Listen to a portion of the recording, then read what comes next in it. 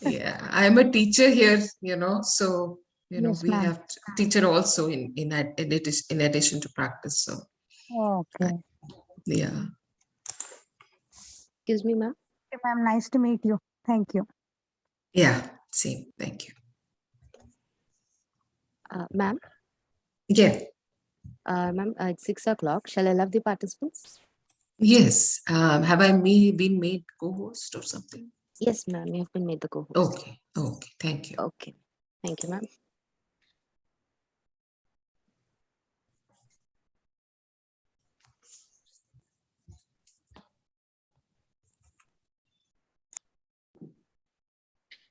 Good evening, everyone. We are all gathered here on this beautiful evening for another session of SAMSIDDHI 2021, an international conference organized by Ayurveda College Coimbatore and powered by DIKSHA E-Learning. Today, we have dynamic speakers like Dr. Pratibha Shah ma'am and Professor Madan Tangavelu sir here with us to speak us on this platform. It is a great pleasure to have them with us to enlighten us with their knowledge. Now, to render the welcome address, I would like to invite Dr. Tulya Mohandas, Vice Principal, Ayurveda College, Coimbatore. Over to you, ma'am. Good evening, one and all. It's a moment of great privilege and honor for me to welcome Dr. Pratibha ma'am in today's session. I welcome you, ma'am, and I welcome all the participants who are gathered here to make this event a successful one. Thank you, one and all. Welcome all. Thank you. The session for the evening is by Dr. Pratibha Shah on the topic Deepening Our Understanding of Autoimmune Diseases with Ayurveda. Now, before heading right into the session, let me have the opportunity of introducing ma'am to this platform. Pratibha Shah is an internationally renowned Ayurveda expert, intensely trained in traditional health sciences as well as public health. Ma'am distills Eastern wisdom with the understanding of Western principles for the best care of her clients. A strong sense of compassion and empathy, intent listening skills, in-depth thorough assessments, and well-contemplated individualized master wellness plans are a hallmark of her 30 years of practice. Her pioneering initiatives in the field of Ayurveda have brought her to the attention of the White House. She has authored several papers and is an editor with the Ayurveda Journal on Health. She is senior faculty and domain expert at Kerala Ayurveda Academy, USA, and for Boston School of Ayurveda. With more than 30 years of clinical practice, she is one of the few holistic practitioners leading the effort of true integration. She has been a trailblazer and an eminent ambassador of Ayurveda in the West, while also working tirelessly on building bridges with mainstream medicine practitioners and institutes. For her work, she was nominated in the top 20 women of the year for the year 2014. Before moving to US in 2004, she was working as Chief Medical Officer with the Central Government of India in the Ministry of Ayush. She is the founder, president, the Holistic Health Alliance, founder, president of Council of Ayurveda Research, founding director of Ayurveda Anusandhan Abhiyan Foundation, India, and CEO of My Ayurveda. In 2019, she launched her own high-end organic herbal product line by the name Swastha. She currently practices in the greater Boston area, but has a clientele throughout US and outside US as well. Before starting the session, I would like to go through a few of the basic instructions to be followed throughout the session. For an uninterrupted class session is a laptop with high-speed internet connection. Please make sure your microphone is on mute to have a disturbance-free session. In case of any disruption, please check your internet connection first, and if the problem is within our network connection, kindly raise the issue in the chat box. Spelling your full name to display is appreciated. Any suggestions and queries can be sent to the chat box. For queries, the participants are requested to raise their hand at the end of the session. Now, without any further delay, let us start today's first session. Over to you, ma'am. Good evening, everyone. It's good morning here in Boston, but good evening to everyone in India and whatever time zone you're joining from. Greetings. Thank you, first of all, to Dr. Tulya for reaching out and for inviting me in today's platform.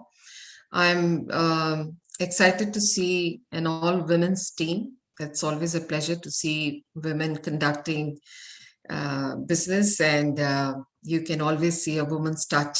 So really delighted to see all young, dynamic women here, and men also. Thank you so much.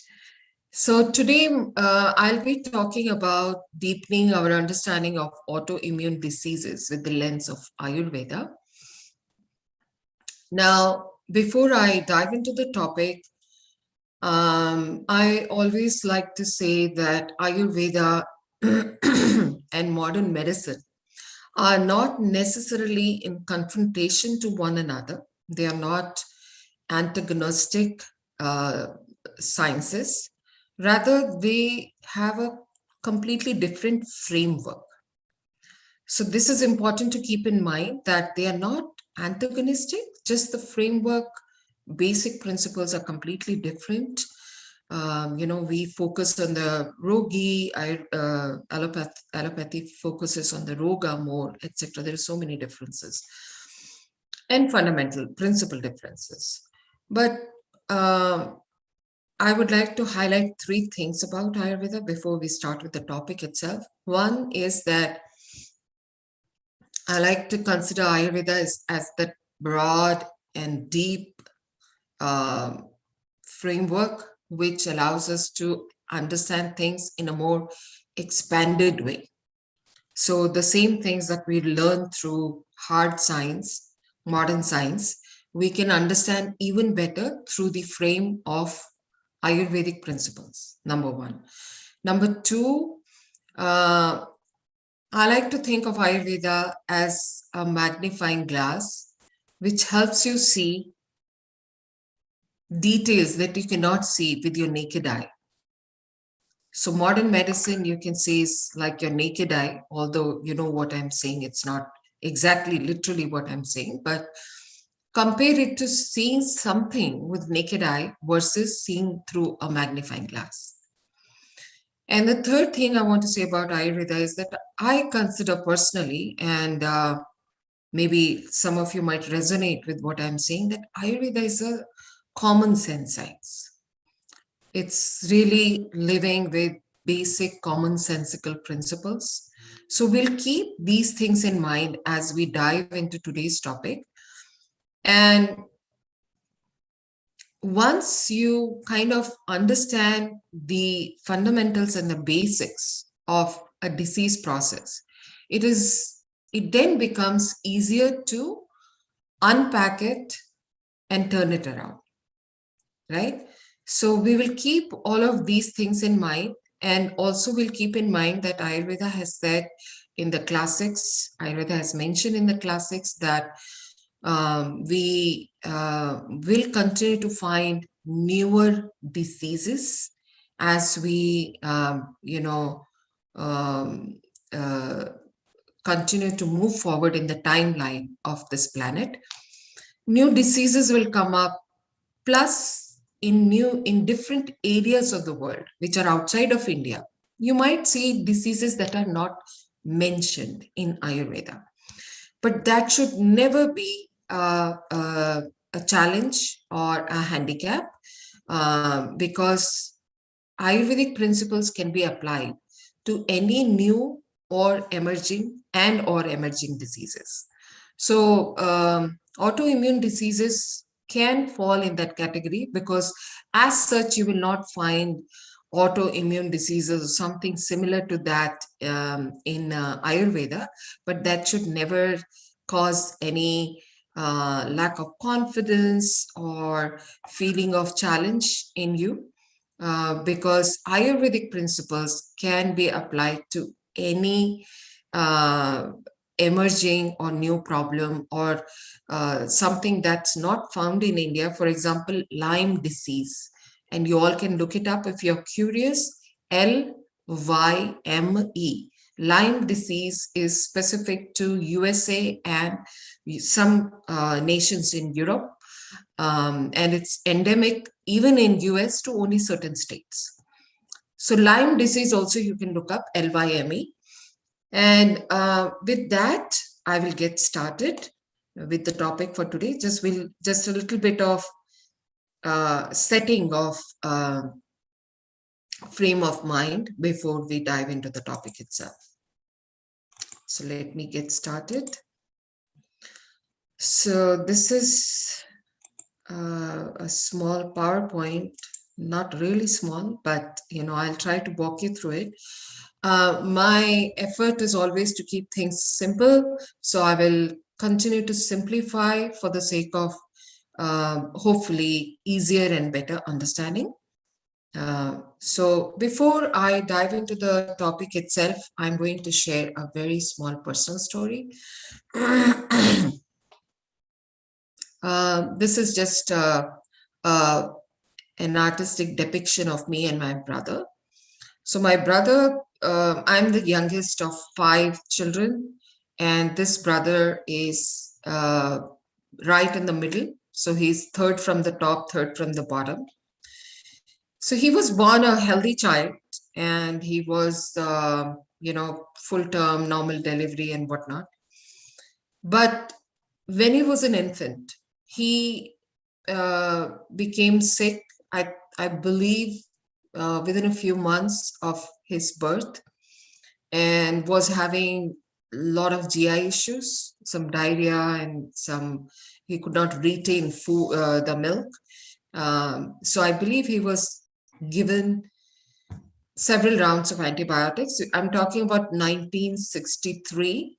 And in those days, if you recall, antibiotics used to be given like candy, right? They were the magic pill. And for everything, anything, antibiotics were distributed like candy, means like toffee. So there was no restraint, there was no understanding that antibiotics can actually harm, what kind of harm the antibiotics can cause. One round and then several rounds of antibiotics, how severe a harm they can cause was not known even to the modern medicine realm. So he was given, as was the standard of care at that time, antibiotics. And so you can imagine very early, in 0 to 1 years of age, he was given several rounds of antibiotics, some by drops and some probably IV also. And then, that is where some reset happened in his baseline of health. And he started in his, young adult life, he started becoming very sick. He was frequently sick. And ultimately, later on in his life, when he was in his late 40s, he developed a couple autoimmune diseases. So this topic is personal for me. And he passed away at the young age of 48. So this is this was his life graph, that he started off healthy, but with his gut being impacted, his course of health changed very early on, and that kind of rewrote his lifetime on this planet. And we lost him very early. On the other hand, I was the 8th conception of my mother. By my time, she had had so many illnesses, including intestinal TB, tuberculosis. So I really don't know. I think she had so many illnesses by the time I was conceived. And when I was born, I was a sickly child. I even have a manufacturing defect. I have a small hole in my heart. So I used to be, delicate, is a mild way to put it. I used to faint when I used to get up. So the heart would not be able to pump blood to my head. So I started off very low, but by my time, my mother had trained herself to be a homeopath. And we were, by the time the family was being treated with homeopathy. So I was saved all that could have come from modern medicine, which is like chemical drugs. And I started very low on the graph of health, and I went on to become an athlete despite my heart and despite my challenges. My graph went from low to up, and my brother's graph, which started high, he was very healthy. It went down, and my graph started very low. And I continue to feel better in my life, which is very different from what usually happens to people as they age. I have only become better in my health as I have aged, because after homeopathy, Ayurveda came into my life. I always say Ayurveda chose me. I did not choose Ayurveda, and that's another story for another day. But this is a small story I wanted to share. So with this personal share, I will dive into the topic now. So before before the next slide, I just want to say that in modern medicine, because everything is based on only what our five senses can perceive, lab proofs, this, that. There is no metaphysical approach to anything. Very hard, evidence-based approach, and evidence is defined in a particular manner. So because modern medicine does not include a lot of things that would be, again, commonsensical, in my opinion, modern medicine has created categories of diseases which are called, all of you may have heard, idiopathic diseases, right? I'm sure everyone has heard this term, idiopathic diseases. And I like to joke that idiopathic diseases are those diseases which make the doctor feel like an idiot, because the doctor is puzzled. What can I call this disease? So that becomes an idiopathic disease. So autoimmune diseases, a lot of autoimmune diseases are also kind of idiopathic diseases, because cause unknown, prognosis not good, but course of disease not known, treatment not known. So autoimmune diseases at the very outset are a set of very challenging diseases as far as modern medicine is concerned. So we'll keep that also in mind. So this is an outline of what I'm going to cover today. What is an autoimmune disease? AD, I'm going to call it AD for brevity. AD, facts, importance, and challenges. Mechanism of AD, how to recognize AD, and the Ayurvedic approach to AD.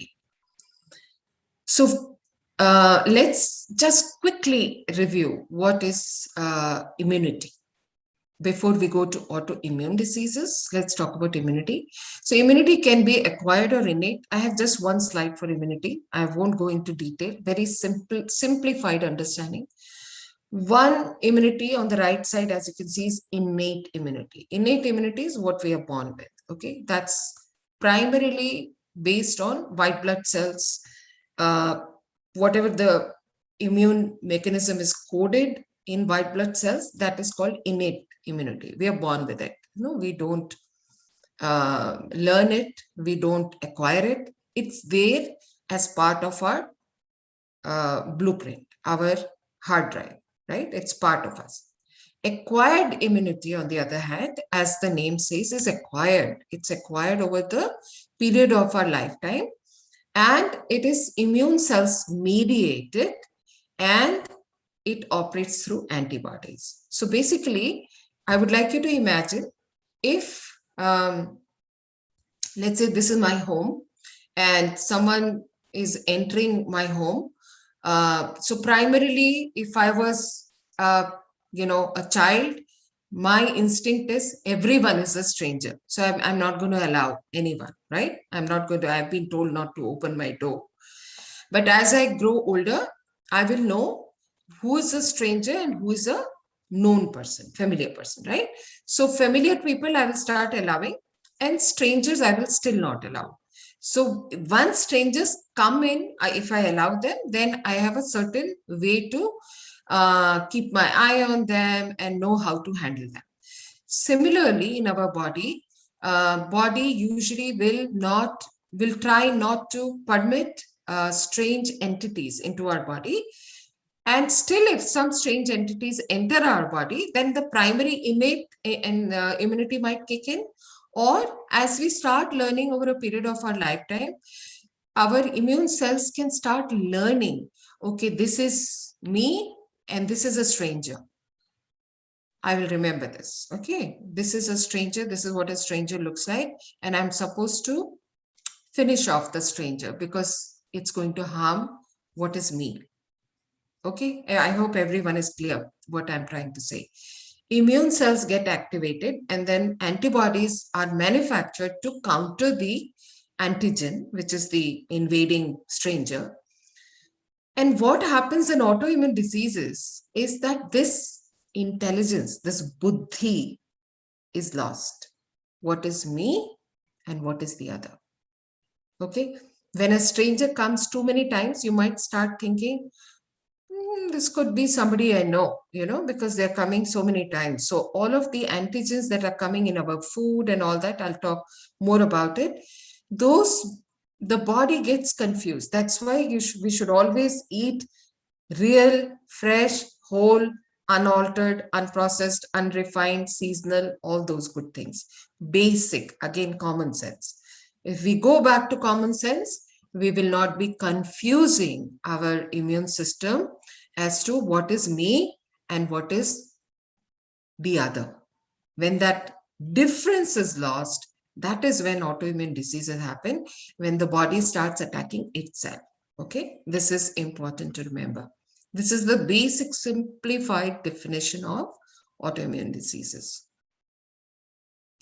Autoimmune diseases refer to problems with the acquired immune system's reactions. As I said, in an autoimmune reaction, antibodies and immune cells target the body's own healthy tissues, signaling the body to attack them. This is very sad, right?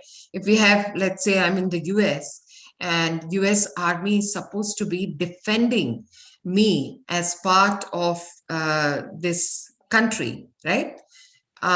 Think of if the army turns against its own citizens, what's going to happen? It's going to be chaotic, right?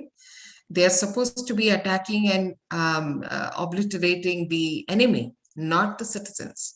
So this is definitely a very problematic state if this develops, because this is really to do with the innate buddhi in every cell in the body. So now we'll talk about some facts about AD and importance of AD and challenges of AD. Sorry. So since World War II, sorry, this probably some part of this first bullet is missing. Dramatic and alarming worldwide increase of pesticide use. Because in World War II, weed killers were used to kind of, make the enemy who were hiding in the jungles more visible, right? So since then, there has been a little bit of a, the pesticides and weed killers made into our agriculture also, which are actually poisonous.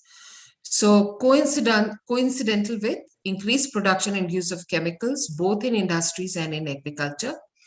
And second thing is, since World War II, when, planes and all, army planes, cargo planes, commercial planes started becoming more common, there was increased ease of travel. So, microorganisms from one country were being easily transported into other countries. As per National Institute of Health in USA, up to 23.5 million Americans suffer from autoimmune disease, and the prevalence is rising. 23.5 million is not a small number. In comparison, and this might help you to understand how much of a challenge autoimmune diseases are, even compared with something called, what we think very challenging, cancer. So cancer affects up to 9 million compared to 23.5 million, and heart disease up to 22 million. So both numbers are smaller than autoimmune disease number.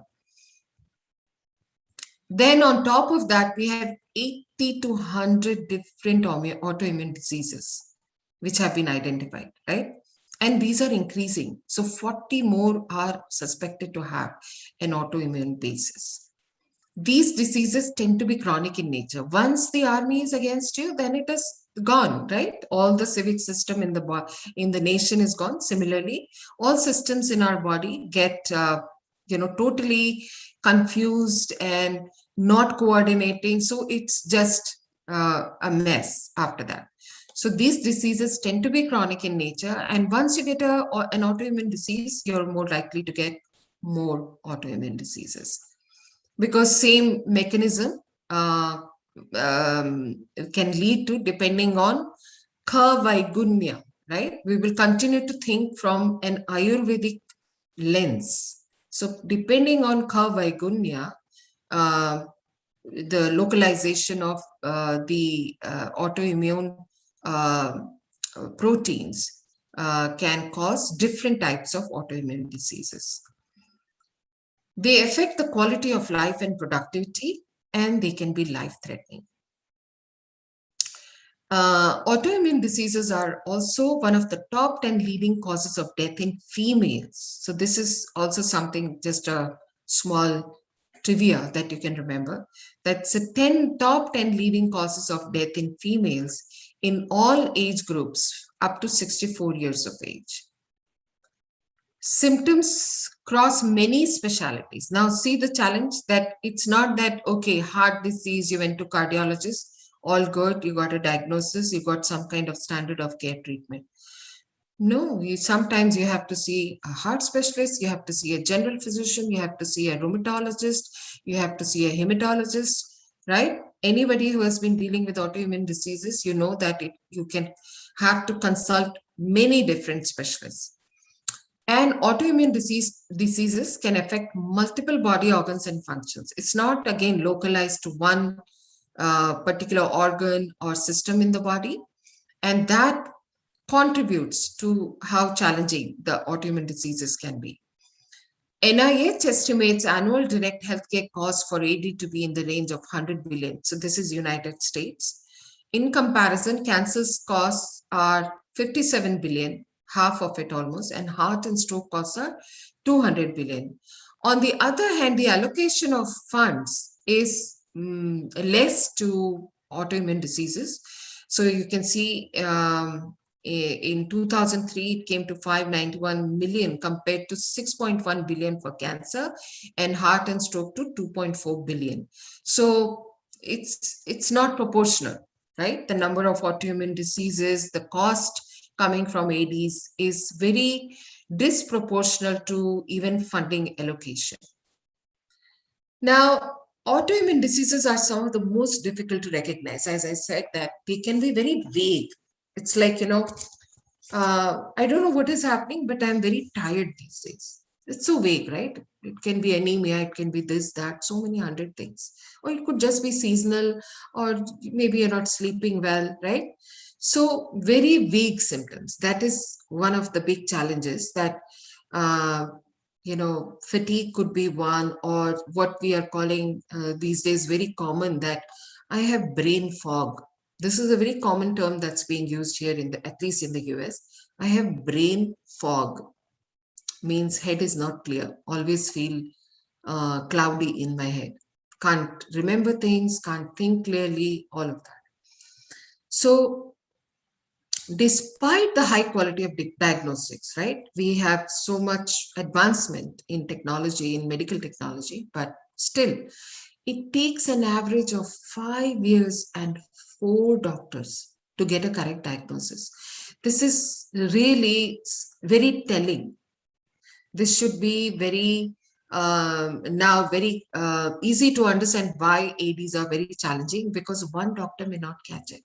May take up to 4 doctors, may take up to at least 5 years for the doctors to even start thinking this could be something real and not just a vague symptom. Symptoms are often hard to describe. Now, the patient themselves find it difficult. What do I go and say? I just don't feel well, right? Feeling, everything starts with the feeling. I'm not feeling well, but what do I tell? I don't have fever. I don't have, my joints don't look big and distorted, but I'm off, right? So they themselves don't know what to go and say. Over and above that, doctors are in a hurry. They don't have time to sit down and listen to your stories. So within 10-15 minutes, you know, non-specific symptoms, some placebo drug they will give, some vitamin, something, you can go home, you will be fine, right? So symptoms are often hard to describe, are vague and tend to come and go. That also is a problem. Now I'm having symptoms, but then after 2 weeks, I have no symptoms. So I feel I'm all right, but then they come back. Additionally, autoimmune diseases tend to strike women during their childbearing years, when a woman is typically looking healthy. So it camouflages, because a woman is looking healthy, you really are imagining it. That's what women are being told. Autoimmune disease is often not considered until the disease has progressed to a point where severe classical hallmark symptoms occur, though antibodies may always be present. This is important. So this is I'm continuing to put in Ayurvedic terminologies and principle. This is the stage of Purva Rupa. If you all can imagine, from Ayurveda perspective, we can catch it at this stage, right? Shatkriya Kala, we can still catch it at this stage.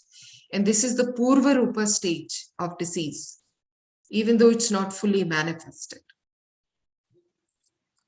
So recognition of common early symptoms and the detection of autoantibodies is an essential element in making a timely diagnosis and monitoring disease progression in patients with ADs. We now know that antibodies can be present up to 10 years. 10 years of window we have to catch the autoimmune diseases, to prevent their progression, to resolve them, but it doesn't happen. The reality is it does not happen. For example, anti-dsDNA antibodies precede the development of SLE by 5 to 10 years. Before you can diagnose a classic systemic lupus erythematosus, the anti-dsDNA antibodies, if you just do a test, you will know these are there. Oh, this is progressing to SLE. You can catch it 5 to 10 years earlier. This is huge. Please digest this. This is such a big window for the client. You can imagine this is a big opportunity to get diagnosed and to get start getting some solutions, whatever they might be. If they're in allopathy, get it from there. But of course, in allopathy, there is no good solution, and we will see about it, why that is also a challenge. In rheumatoid arthritis, for example, anti-citrullinated protein antibodies, which is ACPAs, may be identified more than 10 years before the occurrence of the first hallmark symptoms, which is like swelling in the big joints, right? Swelling and pain and moving pain, etc. Classic RA symptoms. And these precede even the RA factor. So the ACPAs precede the RA factor, which is like the classical thing which we know, that's the lab, which is the biomarker for rheumatoid arthritis. So although ACPAs have been recognized for several years, it took a long time for them to be accepted as a diagnostic criteria. So this is something to do with the challenges within the medical community, fraternity, industry, whatever you might want to call it, that even though this is known, it is not part of a standard test that doctors perform, that, okay, fatigue would be, fatigue, small joint pains, discomfort could be a beginning of rheumatoid arthritis, and we can recognize it early on with early symptoms, and we can confirm it with a biomarker that is known to be present 10 years before the hallmark symptoms. So they know it, they have a window of opportunity, and yet they don't.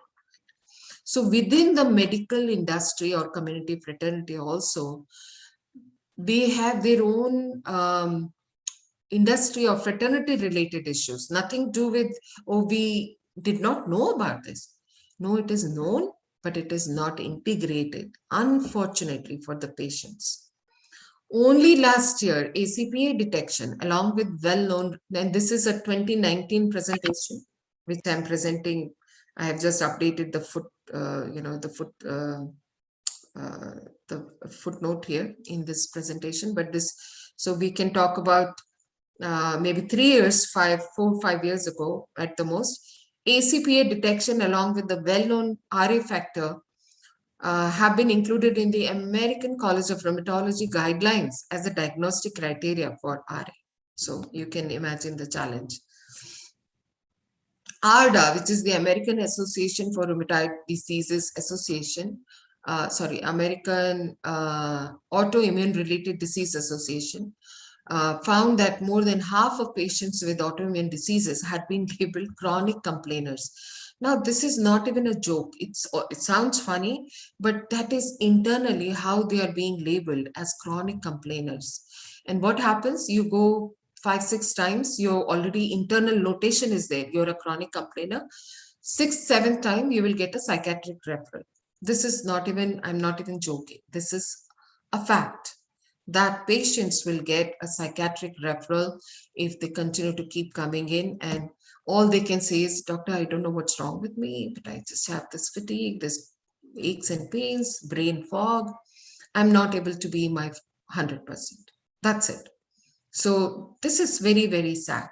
Specialists are generally unaware of interrelationships among the different autoimmune diseases or advances in treatment outside their own specialty area. Now, this is another.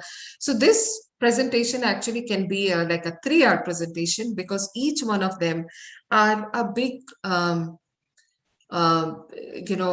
not related to the disease itself or the treatment challenge, but lack of awareness amongst the specialists, and also the very fact that in the modern medicine, we have now more specialists and super specialists than general practitioners. So now we have a left arm specialist and a right arm specialist. This is not, I'm not joking, this is true. So left arm specialists will say, if you have problem in right arm, please go to the right arm specialist, because I cannot comment about it. Cardiologists will not comment about any urinary issues you might be having, and so on and so forth. So they're not talking to each other. They're not communicating with each other. Whereas all of these systems are in one body. That is the tragedy. So research is generally disease specific and limited in scope. That is another problem.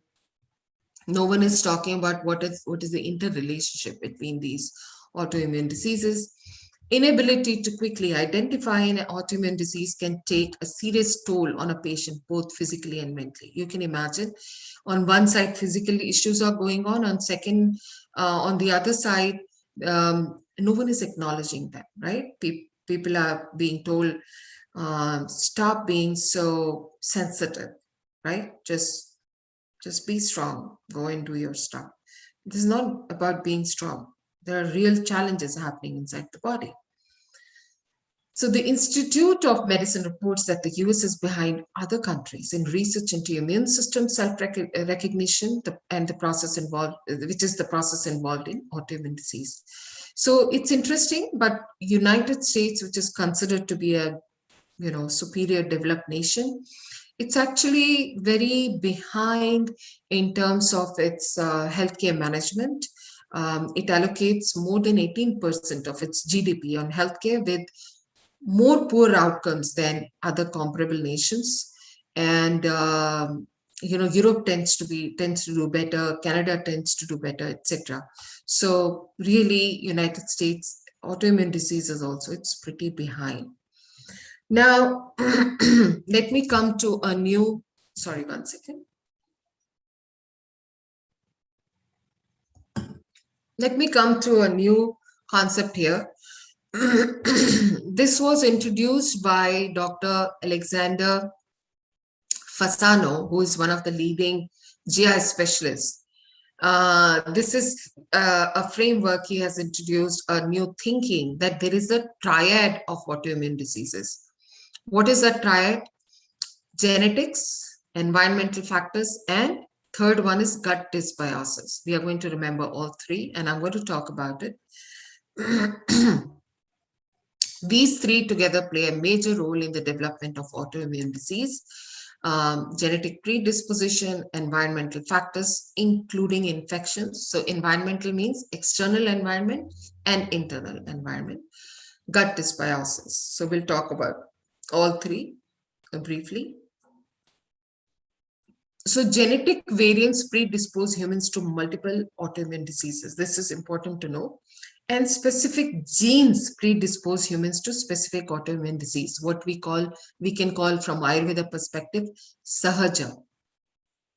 In the sahaja category of diseases, some predisposition can come from specific genes or genetic variants. Then there is also familial clustering. There is some hereditary angle also, as recorded in the twin studies with higher disease concordance found in monozygotic twins as compared to dizygotic twins. And a large population-based survey revealed patients with MS or rheumatoid arthritis were more likely to have other autoimmune diseases. So coexistence or clustering of autoimmune diseases is also a mechanism.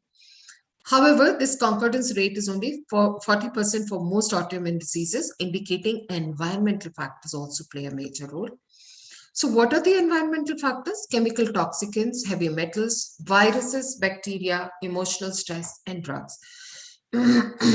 Each of these are individual large categories. Okay, even just stress, we could talk 3-4 hours, right? So each of them, please think of them as bullet points and in bold. Adjuvants such as aluminum hydroxide used in vaccines and medical silicons used in breast implants can cause an autoimmune disorder known as Schoenfeld syndrome. So it doesn't matter what you call them.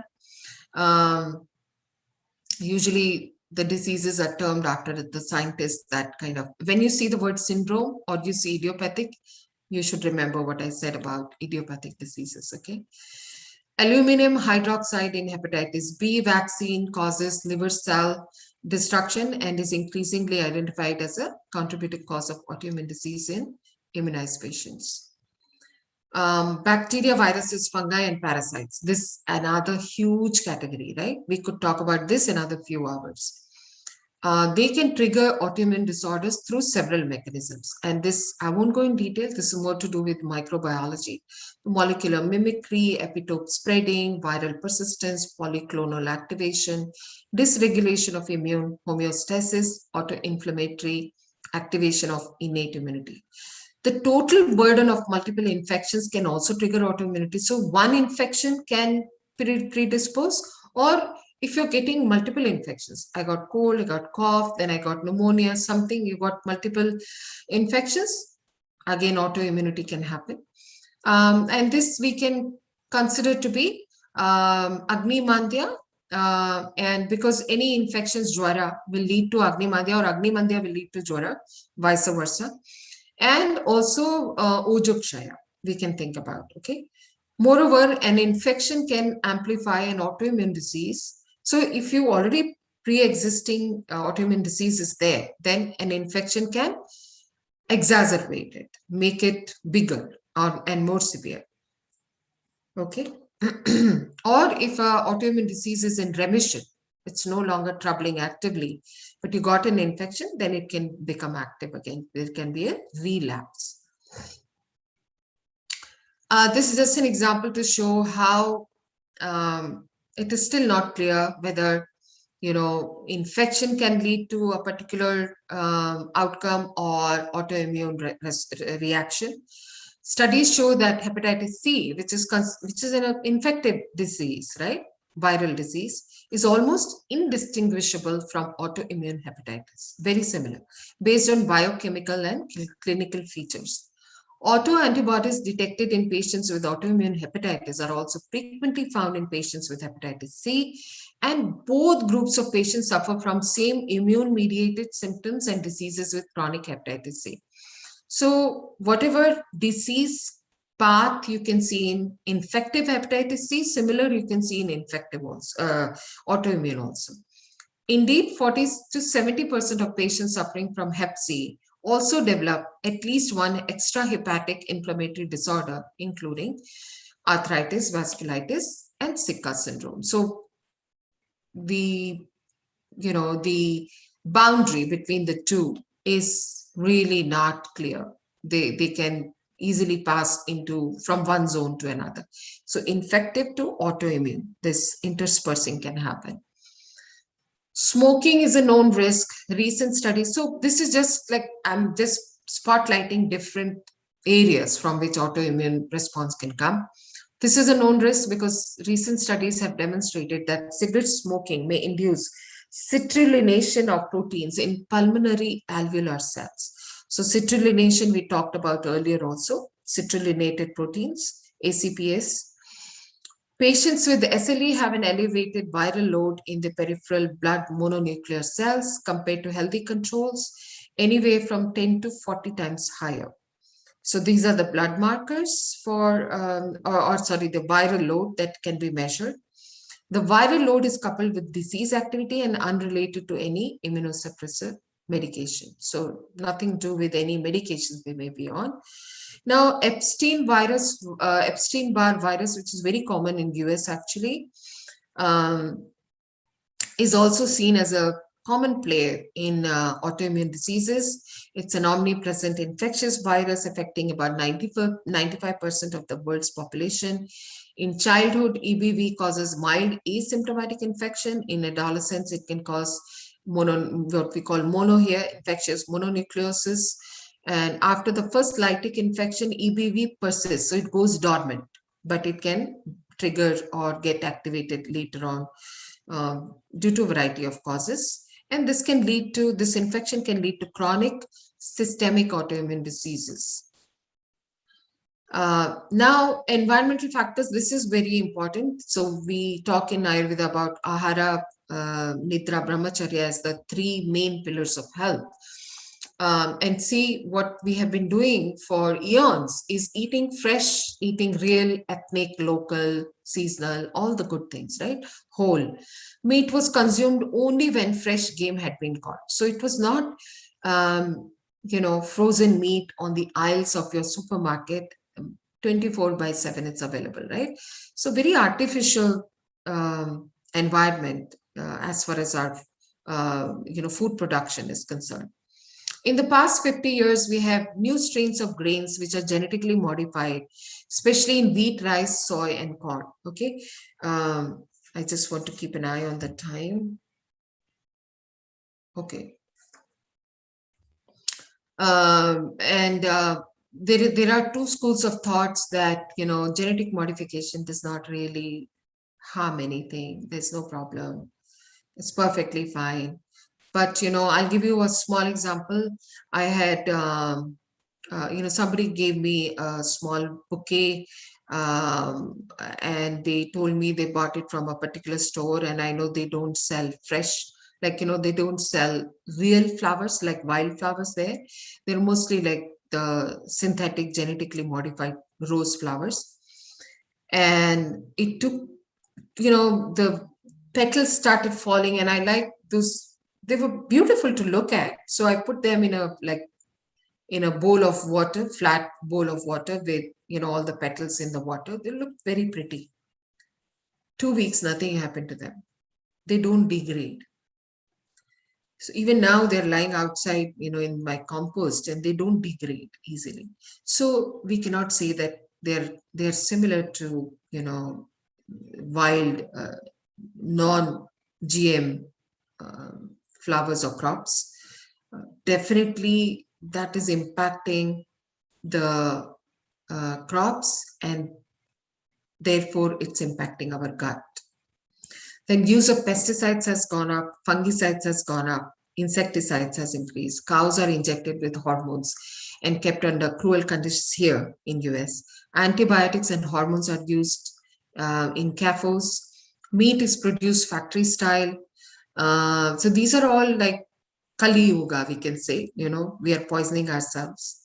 Chemical ingredients in our food, such as artificial preservatives, colorings, flavorings, have become very common.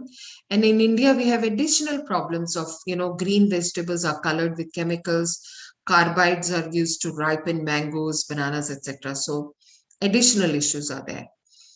And all those poisons are coming inside our body. And if, let's say, you're lucky that you're very careful about where you're buying your vegetables from, etc. But still, a lot of these poisons are making their way to our water bodies, and water treatment facilities are not updated to remove pharmaceuticals, to remove some of these new chemicals. No, they're designed, they're very old designs. So they capture only mechanical impurities and organic impurities. That's about it. No chemical impurities. So all that is coming, odorless, colorless chemicals are coming in our water supply. So it's very, very alarming right now. We consume more than twice the amount of salt that we should. So especially in a country like US, because a lot of sodium and potassium preservatives are also used. Abundant use of plasticizers, so all the bisphenols, widespread use of antibiotics, antacids, PPIs, histamine blockers, and other drugs which are available over the counter. People are able to go and buy themselves, and they over-medicate. So what all that does is it basically causes gut dysbiosis. Now we'll talk about gut dysbiosis. So before we go into this slide, you can see that so our gut, with a surface area of approximately 200 square meters, is where we come into the greatest contact with the outside world. Very, very, very important. Okay. Mouth to anus, single pipe. Skin is the largest organ. It's the barrier. Only through our openings we come in contact with the outside world. And the largest surface area is from mouth to anus. That's the, what daily we do from the outside to inside. So that dynamic is happening. Gut also has the largest collection of immune cells. It has it's considered to be the center for immunity, consisting of 70% of all lymphoid tissues in the body. It serves to prevent the outgrowth of pathogenic organisms.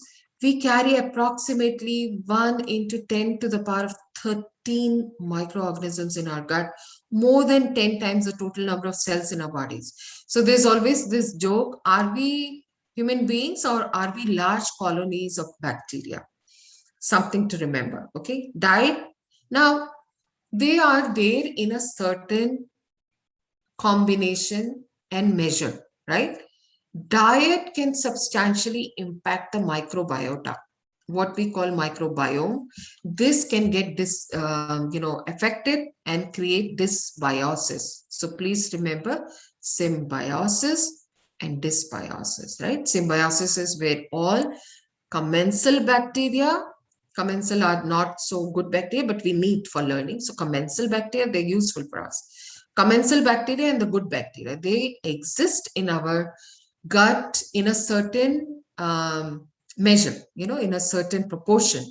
And if that is impacted with what we eat, etc., and, microorganisms get wiped out, then what we see is the dysbiosis. The word explains it, right? It's not symbiosis, it's dysbiosis. So several factors can affect the gut microbiota. The motility of the GIT can be affected. The intake of pharmaceutical medications, including, we already did that, poor diet, smoking, use of alcohol, GIT, transit time, if there is some paresis, diabetic paresis. So if the food is just sitting, that can also impact. Is there some question coming in the chat or something? No. Okay. Sorry, I'll take the questions in the end. Okay, mucosal blood flow, renal clearance, all of these can impact. Gut dysbiosis itself, once it happens, it can lead to uptake of antigens from the lumen of the gut. Disproportionate uptake of these antigens, what we call leaky gut, coupled with the suppression of immune responsiveness or failure in immunological tolerance, can lead to immunological reactions, both within the gut and in other organs, and follow one of the two pathways. Physiological transport consists of, okay, this is too much detail. We won't go into this much detail today. So epithelial cells of the gut have secretory, digestive, absorptive functions and have receptors to facilitate their participation in immunological processes. And the signaling pathways of these cells are highly regulated by pathways and molecules to provide a negative feedback system to avert uncontrolled. So everything is happening in a certain, everything needs to be in a certain measure for the correct processes to happen on a daily basis. Our body is dynamic.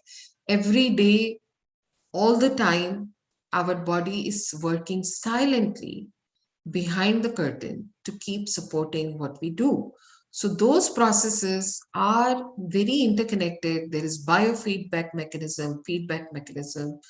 And if there is a disturbance in that mechanism, then the processes can be derailed or disturbed. So again, epithelial layer of the gut is a major barrier between the host and the environment. Very important, just visualize it. This is where we come into contact, and the barrier of the epithelial cells determines what gets in and what remains as a waste. And that's an important immunological process because that determines what really gets into our circulation or gets leaked through the gut lining. Okay. This I won't dwell much. So this is what a healthy gut, for example, can look like. Means it's a clean wall, and this is what gut dysbiosis can look like: mold and fungus and stagnancy, deposits, right? Muck, sticky material, ama, basically. So just for visualization's sake, again, this is the clean wall and this is a dirty wall, right? Now, gut-brain axis also, I won't talk much about this right now. Let's talk about, I think we'll go into the Ayurvedic part now. Okay. Yeah. Okay. So,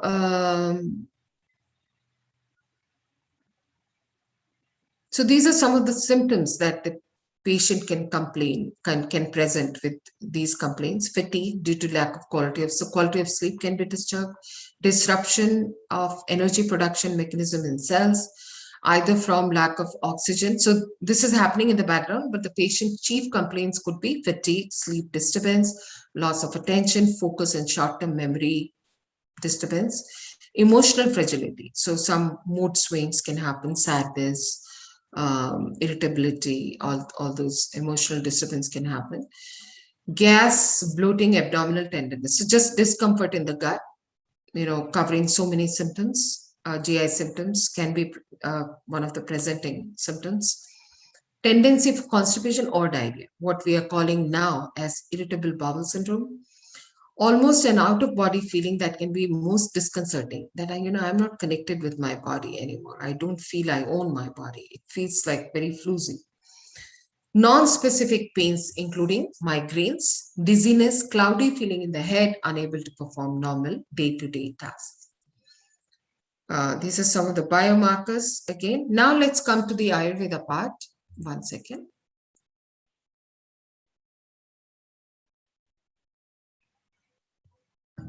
So we all are familiar with this definition, beautiful definition of health in Ayurveda. Samadoshaha samadhatu samagnishta malakriya prasanna atmendriya manaha swasthiti vidhiyate.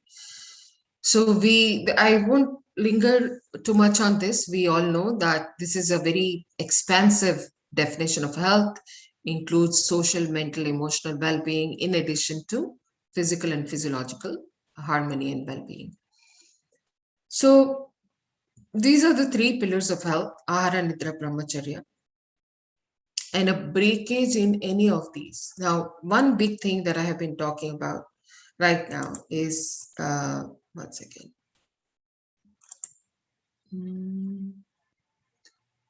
So I don't have annotation here. Annotation has been disabled for me.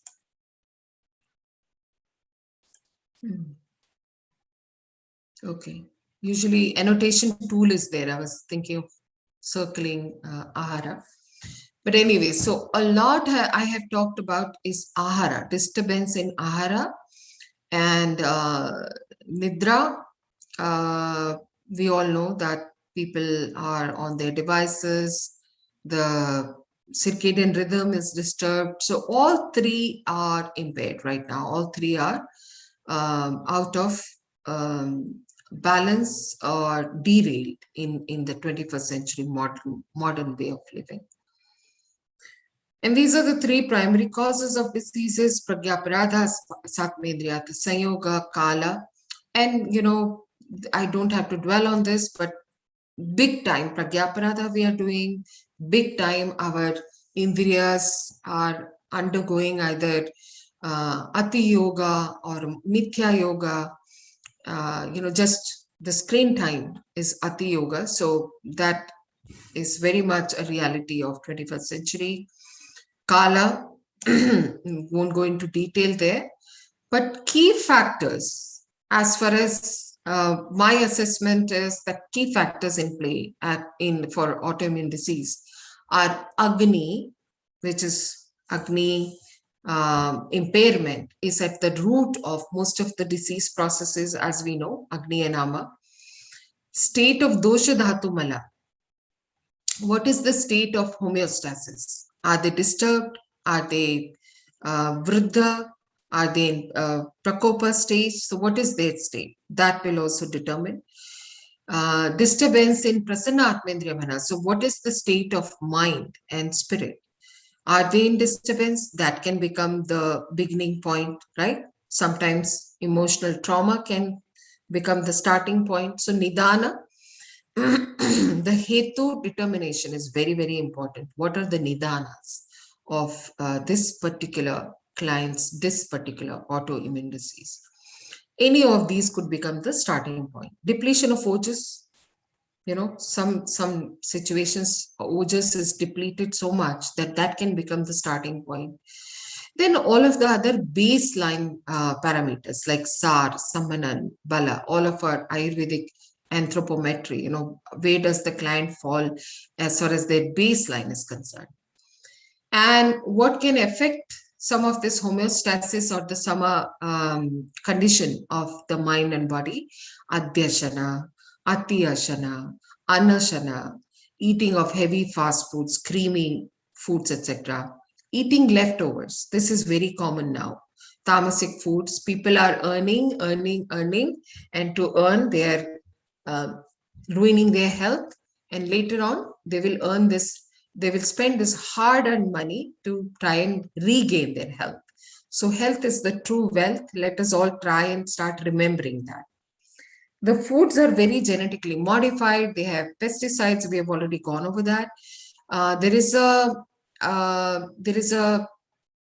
fashion of having iced water or cold drinks with food, especially in the US, and some of that is coming in India also.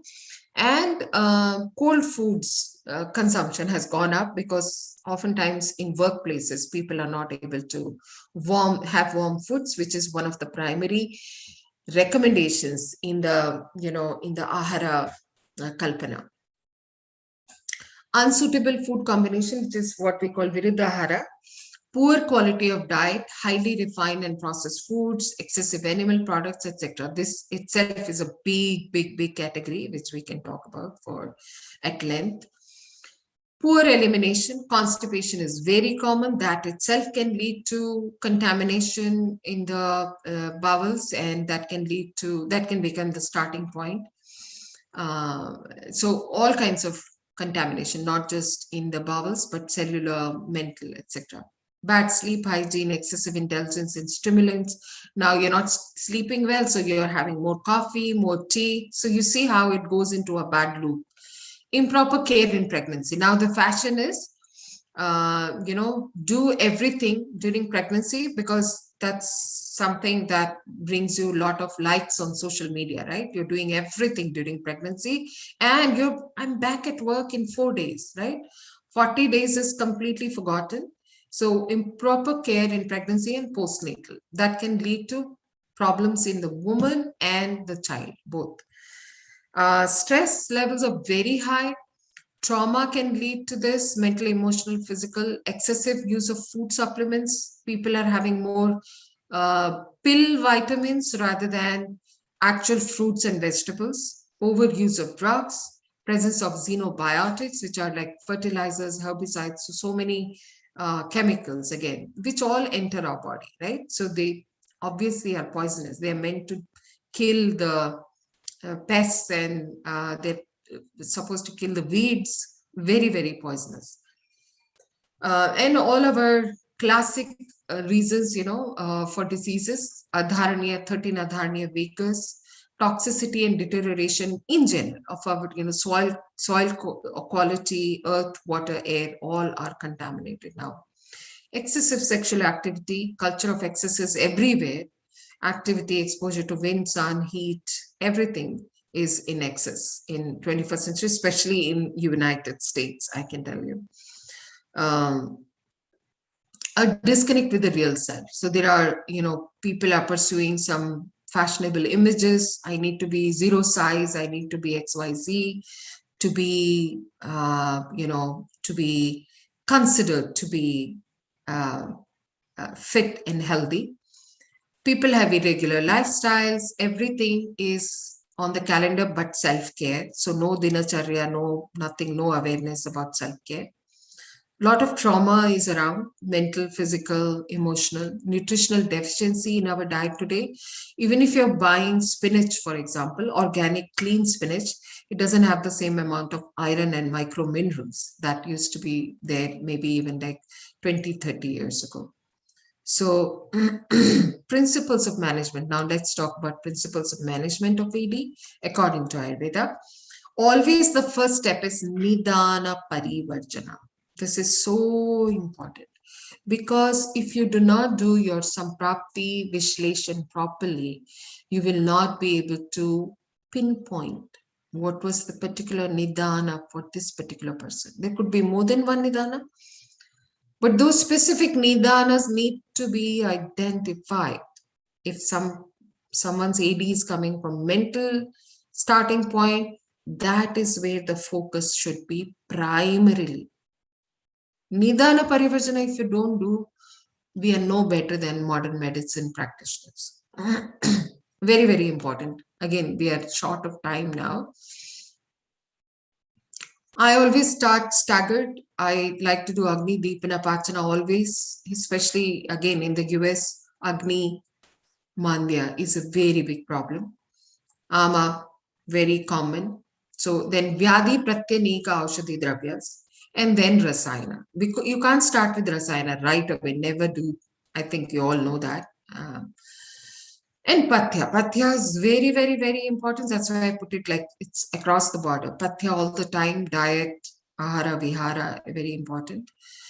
Staggered approach always start with Deepana Pachana, Langana. Just Langana can be very, very therapeutic. Make sure you're putting all the basic things in their place. Dinacharya, Ritucharya, Panchakarma, if it's applicable. Dhyana, yoga. Let's not just, in India also, we have become very allopathic pattern based. This disease, this medicine, yeah, go eat, drink this medicine and you'll be fine. And then Sadvritta. So even something like giving away donation, your time, some material, money, has a very beneficial impact on the mind. This slide is more for the US, general. It's very general. Spice tea, it's a very common term here. Cumin, fennel, garum, or coriander seeds, etc. Ginger. Guduchi, one of my favorite. Turmeric, ashwagandha, amalaki, tripla. This is just a very general laundry list. Now, I will leave you with this slide. Whatever the disease, rest, clean air, pure water, and nutritious fresh food. If you even don't have medicines, just this will start the wellness journey and will take care of most of the healing. So with that, I think I will end for today and I will open it up for Q&A. I think I've ended in time. Thank you, ma'am, for a wonderful presentation. And now the session is open for discussion. I request the participants to raise their hand or put their question in the chat box. Ma'am, we have few questions in the chat box. Shall I read it out? Yes, please. Okay.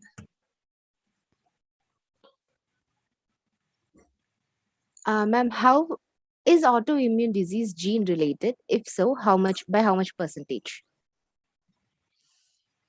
Exact numbers I will not be able to tell you, but there are genes that are found for, let's say, MS. They are being found for RA. So some of the autoimmune diseases can have a genetic component to them.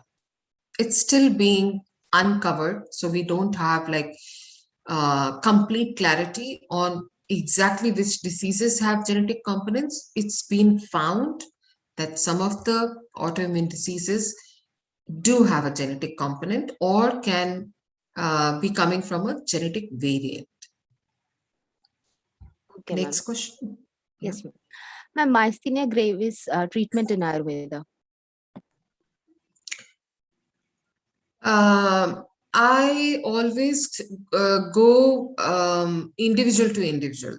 That is, see, it's very interesting that in the same lifetime, when I was with Ayush Ministry, I was seeing 60, 70 patients minimum every day. And on weekend, like Saturday, I was seeing up to 100 in a span of 6 hours. And contrast that to US, where I'm seeing one patient for 1 hour.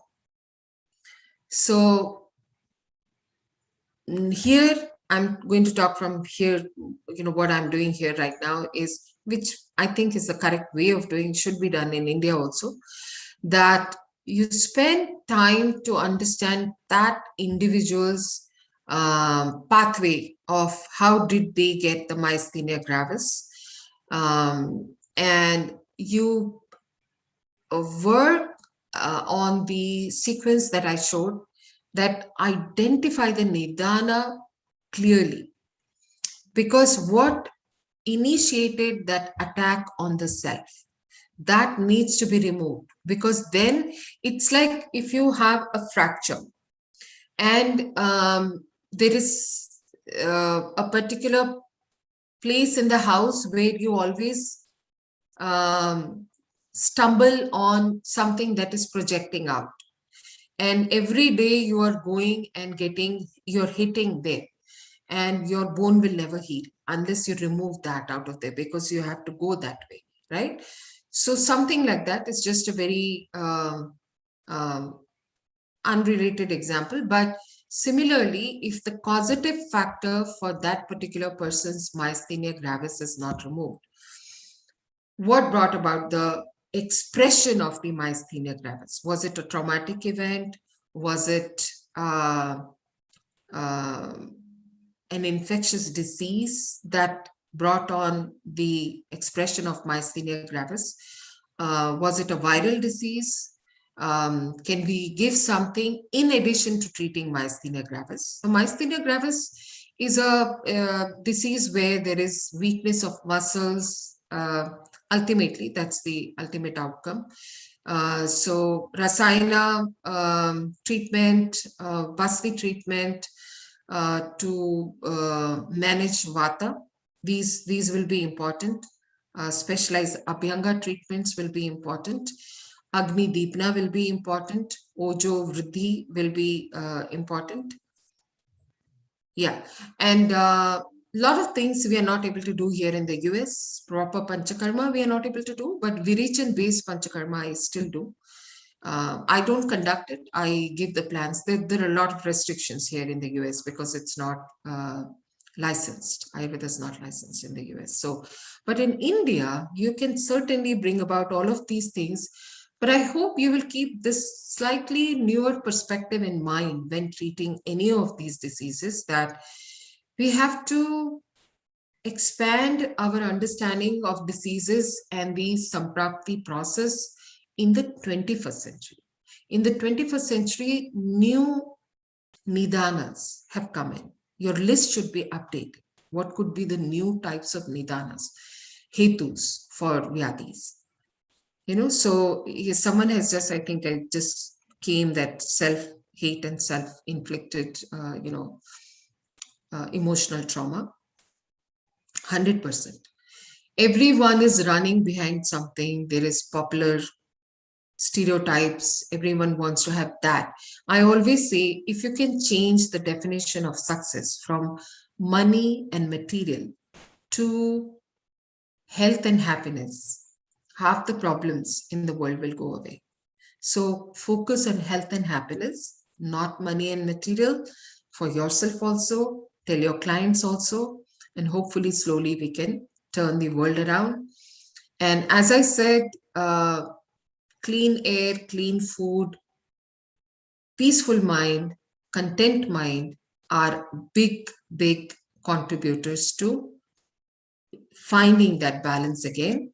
And one more comment I want to make, that in United States, sitting here where Ayurveda is not licensed, we don't have medicine shops like you have in India.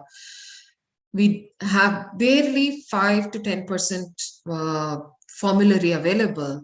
Still, I have a pretty successful practice here, and very difficult cases. Like if you go to my website, www.myayurved, not Ayurveda, myayurved.org, the first testimonial you will see is of Graves' disease, which is hyperthyroidism.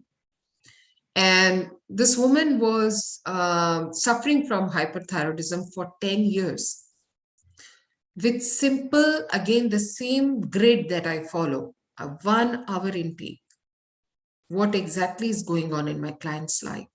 And I was able to turn slowly everything around. Within 6 weeks, she was off of all her medicines of 10 years. And it is 1 year now. She's still in touch with, she had other COVID related issues. She continues to be perfectly fine. Her endocrinologist is shocked. So with 5% of formulary, just by applying simple Ayurvedic principles, I was able to turn her around. I hope that answers your question, that you don't need like myasthenia gravis, which medicine I should use. You can use even ekal dravyas if need be. Of course, not myasthenia gravis, you will need polyherbal formulations, but I hope I'm communicating the point that focus more on the samprapti, more on hetu analysis, etc. How difficult it is to convince US people to adopt Ayurveda? Not at all difficult. Policy makers are always different. Consumers are always different. So policy makers are still stuck in their, it's a pharma industry controlled healthcare basically everywhere. So those handful of policy makers, unfortunately, block out systems like Ayurveda because they don't want wellness. Wellness does not bring money. Please remember that. Illness is what brings money. So always policy will be driven by all kinds of lobbies, but the consumer demand is increasing and learning demand is increasing.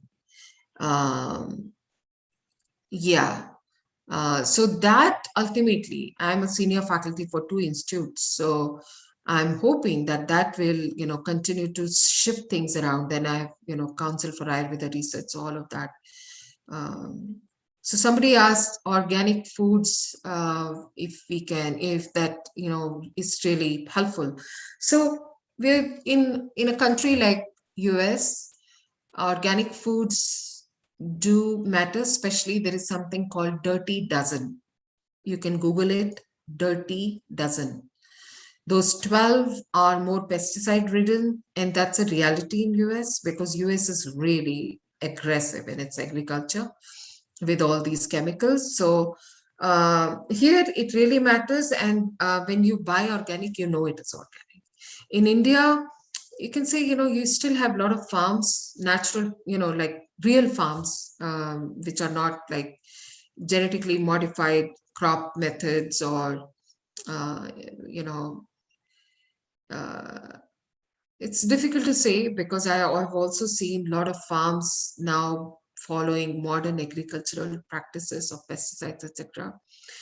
But the stamp of organic in India, unfortunately, I hope with no disrespect to anyone, I love my country, but I know we all know that there can be a lot of corruption, and how genuine and how sure you can be that if something has an organic stamp, it is organic. I really can't. No, none of us know it. So try and find a local clean farm and try and get your vegetables from there, hopefully. And then what is the next question? What system we follow for practicing in USA? That's a big question. And, I came here, I have an MD in Rasashastra from National Institute of Ayurveda, Jaipur. After coming here, I had to reinvent everything. Did my GRE, got my master's in public health because I was on a dependent visa. I couldn't work at that time. So everyone has to carve their own path. I work in the wellness industry as a wellness expert, blah blah. But that's my front end. But I'm doing Ayurveda fully. Thank you. Thank you. Any other questions? Thank you, ma'am. Yes, ma'am. One other question in the chat box. Ma'am, in ankylosing spondylosis, HLA B27 is how far mandatory according to Ayurveda? No, the question is not clear. It's a lab test, right? It's a biomarker. So yes, ma'am. That's more for diagnosis. How is it mandatory in Ayurveda? Well, I didn't understand. We request Dr. Suryanarayan Patnaik sir to elaborate the question.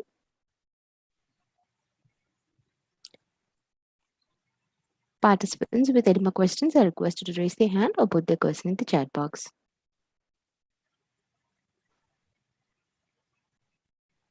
Sorry, Dr. Patnaik, could you ask the question? Yes. Yes, ma'am. Please unmute. Yes, ma'am. Doctor, good evening. Good evening.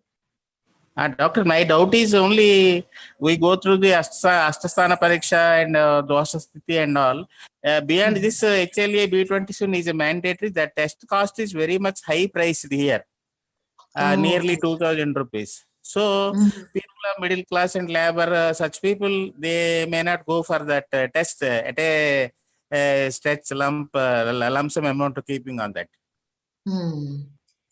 Yeah, I don't think at all. See, anything that is visible, clear, and defined, I don't think they have to depend on biomarker at all, right? Because ankylosing spondylitis, it's not something that is vague, that is hidden, that is not clear. Some diseases like MS, multiple sclerosis, you can have a very vague presentation. Ankylosing spondylitis, we don't have to worry about biomarker if cost is an issue.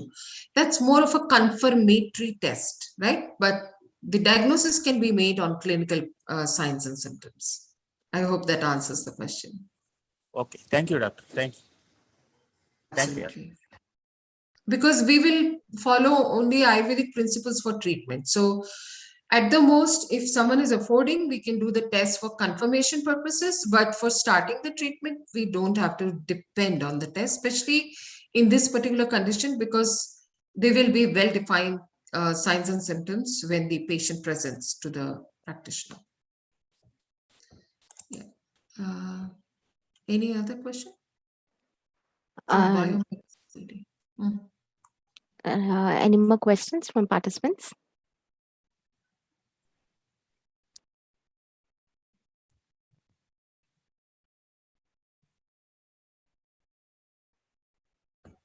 Participants with any more questions are requested to raise their hand or put their question in the chat box.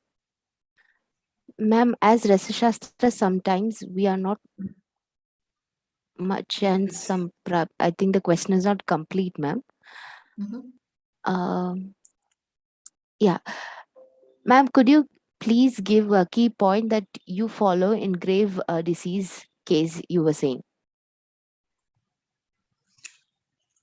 This particular patient was very first of all, her Prakriti was strongly Vata. Her Vikruti was also strongly Vata. And I primarily started with Vata management in this case. That was the primary approach. First thing, I wanted to calm her Vata down, and that's the line of treatment that I followed. And luckily here, 5 years ago, Portical has started distributing medicines. So I was able to find all the classical gritas. So again, medicine is important, but the form in which you're giving the medicine is important. Obviously, for someone in whom you have Vata Vikruti, quite acute. Because you see, hyperthyroidism, again, you won't find hyperthyroidism any, any diseases that are listed in Ayurveda as you can correlate, like apasmara, you can say grand mal epilepsy, diabetes, prameha, all that correlation is there. Hyperthyroidism, you can't find. Kampa, you can say. But kampa is like, again, very broad. It's like a presenting symptom which can be there in Parkinson's also. But if you do the dosha dusha samurchana in hyperthyroidism, it is completely Vata Vikruti. All the tremors and hyperventilation and palpitations, all of those are like Vata presentation. And this patient was also very clearly Vata Prakriti. So I started just by calming her Vata. I don't have her treatment plan. I can probably pull it up, but we have only 4 minutes. And I actually have another talk coming up, after which I'm going out of town. So yeah, I don't have a treatment plan right here in front of me, but this is what was the line of, like, the principle of treatment approach. I hope that helps. So I hope that serves as an example that even with minimal things, how effective Ayurvedic treatment can be. 6 weeks. You will read in her own words if you go on my website. And she's willing to talk to anybody. She's so relieved that she's not shaking like a leaf all the time and unable to do anything in her life. So again, suggest medicine for lichen planus. I prefer not to do that, but that's a very, again, Western-based approach. This problem, this medicine, you have to really do the individual's analysis, where, samprapti, where dosha samurchana. Yeah. So please think about that. Hold on to that. Maybe reframe your approach to diseases rather than disease and medicine approach. Let's not keep it like that. Then it's a very allopathic model. So you might get faster results with very little when you go with really strong and sturdy Ayurvedic principle approach. And I do want to add that I use all of the information available to me. I'm not like, I will do only Ashta Pariksha or Trivida Pariksha. I will not look at X-ray. I will not look at scans. I will not look at biomarker or any lab tests. I look at every information available to me, because that's technological advance. That's not allopathic. That is not Ayurvedic.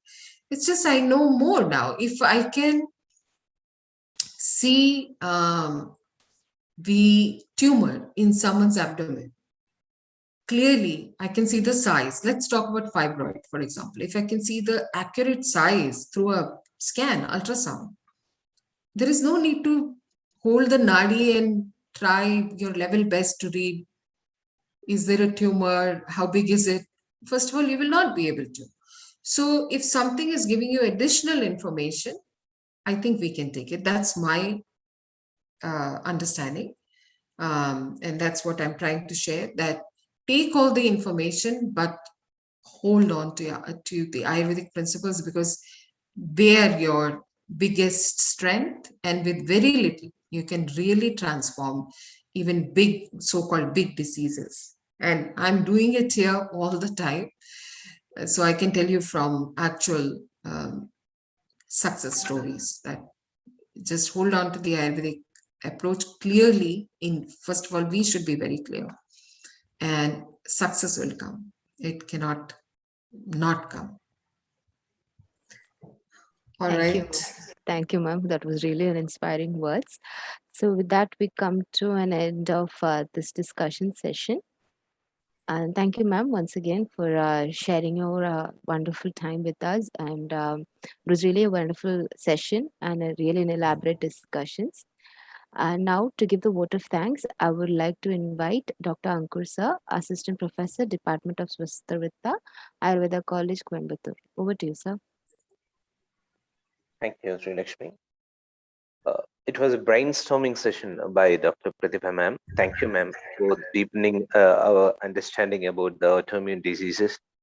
And as you said, yes, our Ayurveda is a magnifying glass itself, so that we can see the three triads that you have mentioned regarding the autoimmune diseases, the genetic factors, the environmental factors, and the gut disorders and everything. And it was really, really very beautiful session for all the participants who have participated in this auspicious event in the evening. So at last, thank you, ma'am. And while concluding, I would like to highlight the point what ma'am have delivered. Change the money mindness or money material towards the health and happiness. And it gives me an immense pleasure to deliver the vote of thanks for this great event. And for all the dignitaries, especially Pratibha ma'am, thank you. I would like to thank our chief guest who honored this function with her inspirational thoughts.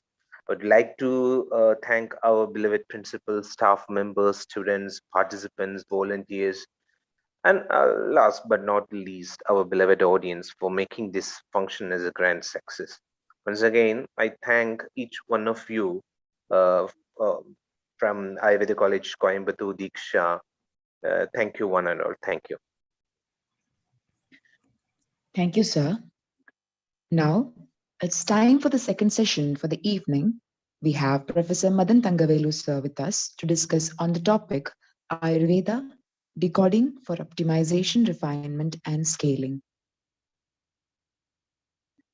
To render the welcome address, I would like to invite Dr. Tulya Mohandas, Vice Principal, Ayurveda College, Coimbatore. Over to you, ma'am.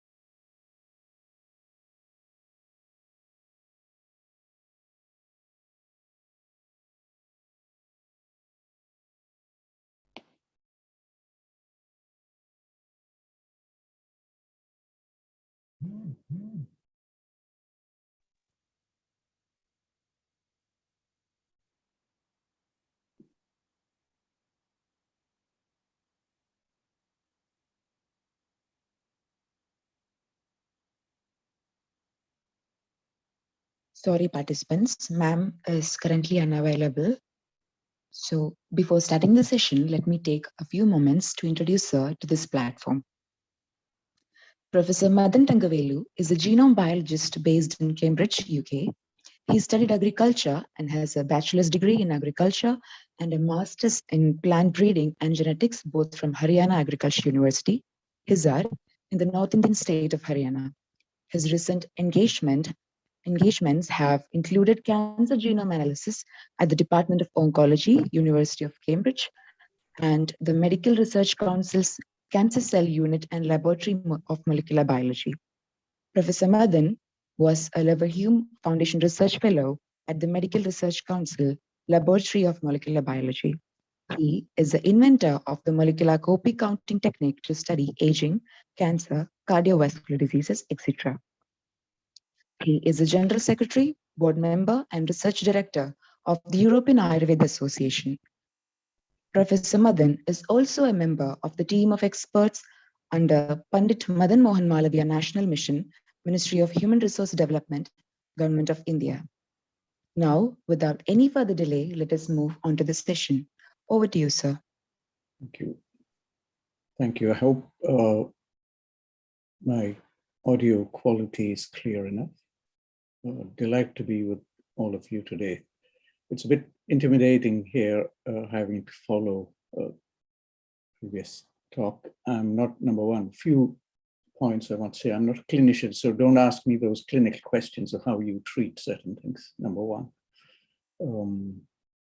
HLA-B 27, I can tell you a little bit, but I'll leave that to the very end. And the other things I want to say, I'm not going to give any prescriptions on how we go about standardizing things, but I just want to take you through a journey on how my mind has been working in terms of understanding Ayurveda and aspects of Ayurveda and how it connects to the logic of the ancient sciences and the logic of the modern sciences, and where it might want to go in the decades ahead. And for all of this, we need to standardize things. I start off with just a few random slides. I don't know if is my screen visible?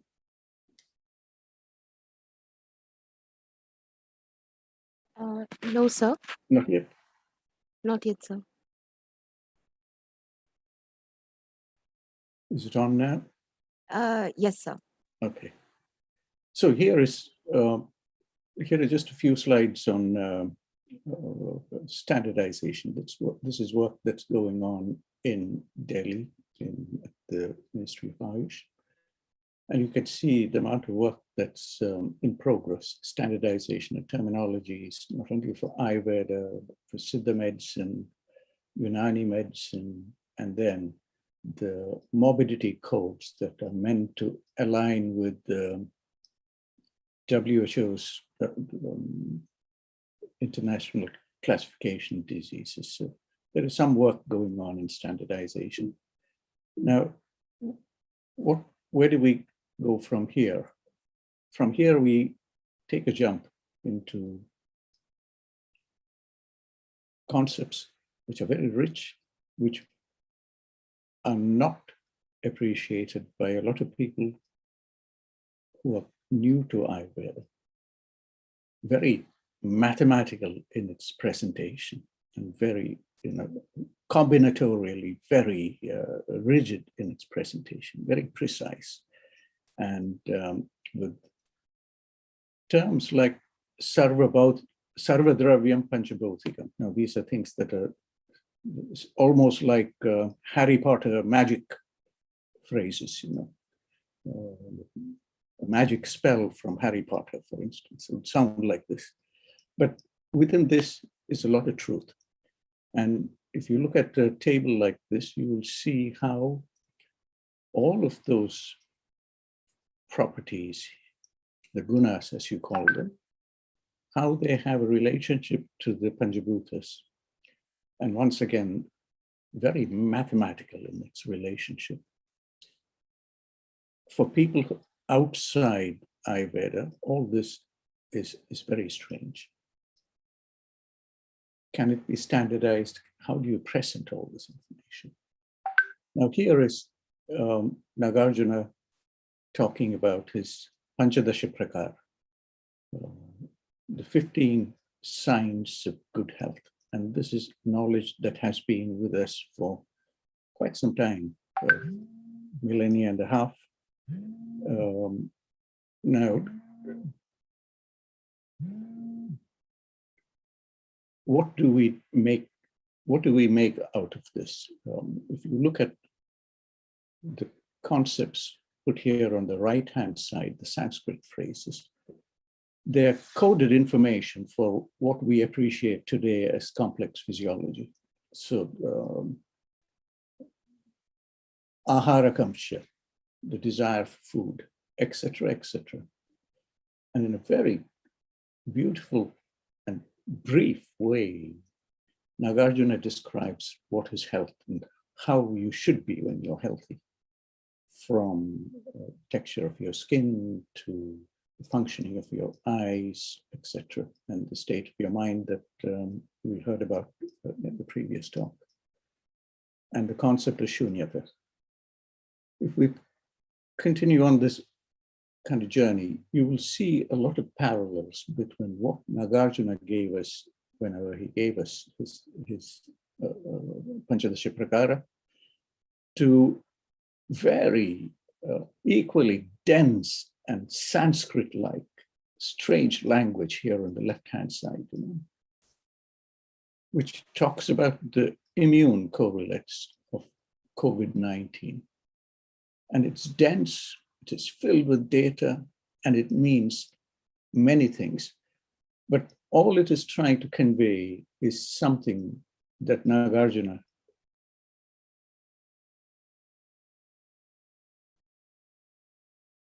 is that standardization, or is there something else to be done?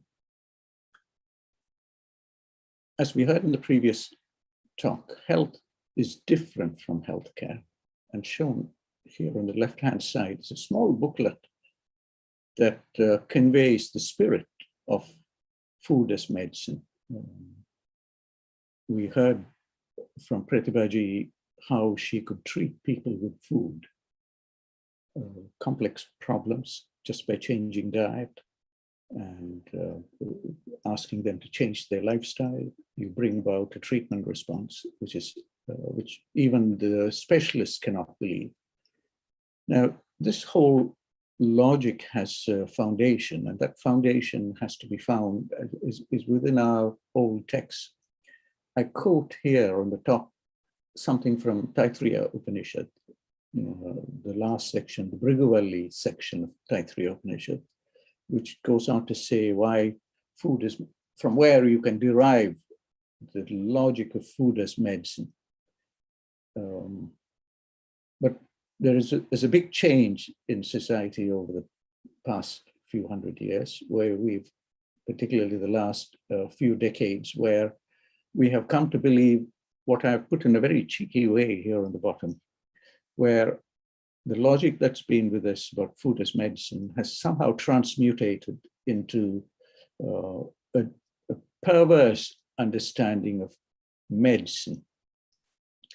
Somehow we are now led to believe that medicines are there, the image of tablets and capsules, and as I call the pharmaceuticalization of health and the capsulization of health. And if you go further down with this logic, as that thinking deteriorates with time, which we see here with us today, it's not long before we are led to believe that vaccines are medicines. Maybe they are. And similarly, that medicine takes the form of a vaccine, which is where we are again today. And as we progress down that thinking, it will not be long before we reach the state where it's degraded to a fact that vaccine is food. Without vaccines, you will never have life.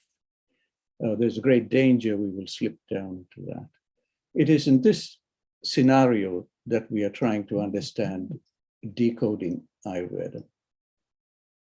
Is, as shown in this figure, what a lot of people in the food industry do routinely, run a series of experiments with a few variables here: butter, sugar, cocoa powder, and the nature of the pan which you do the cooking. You end up with products with different qualities.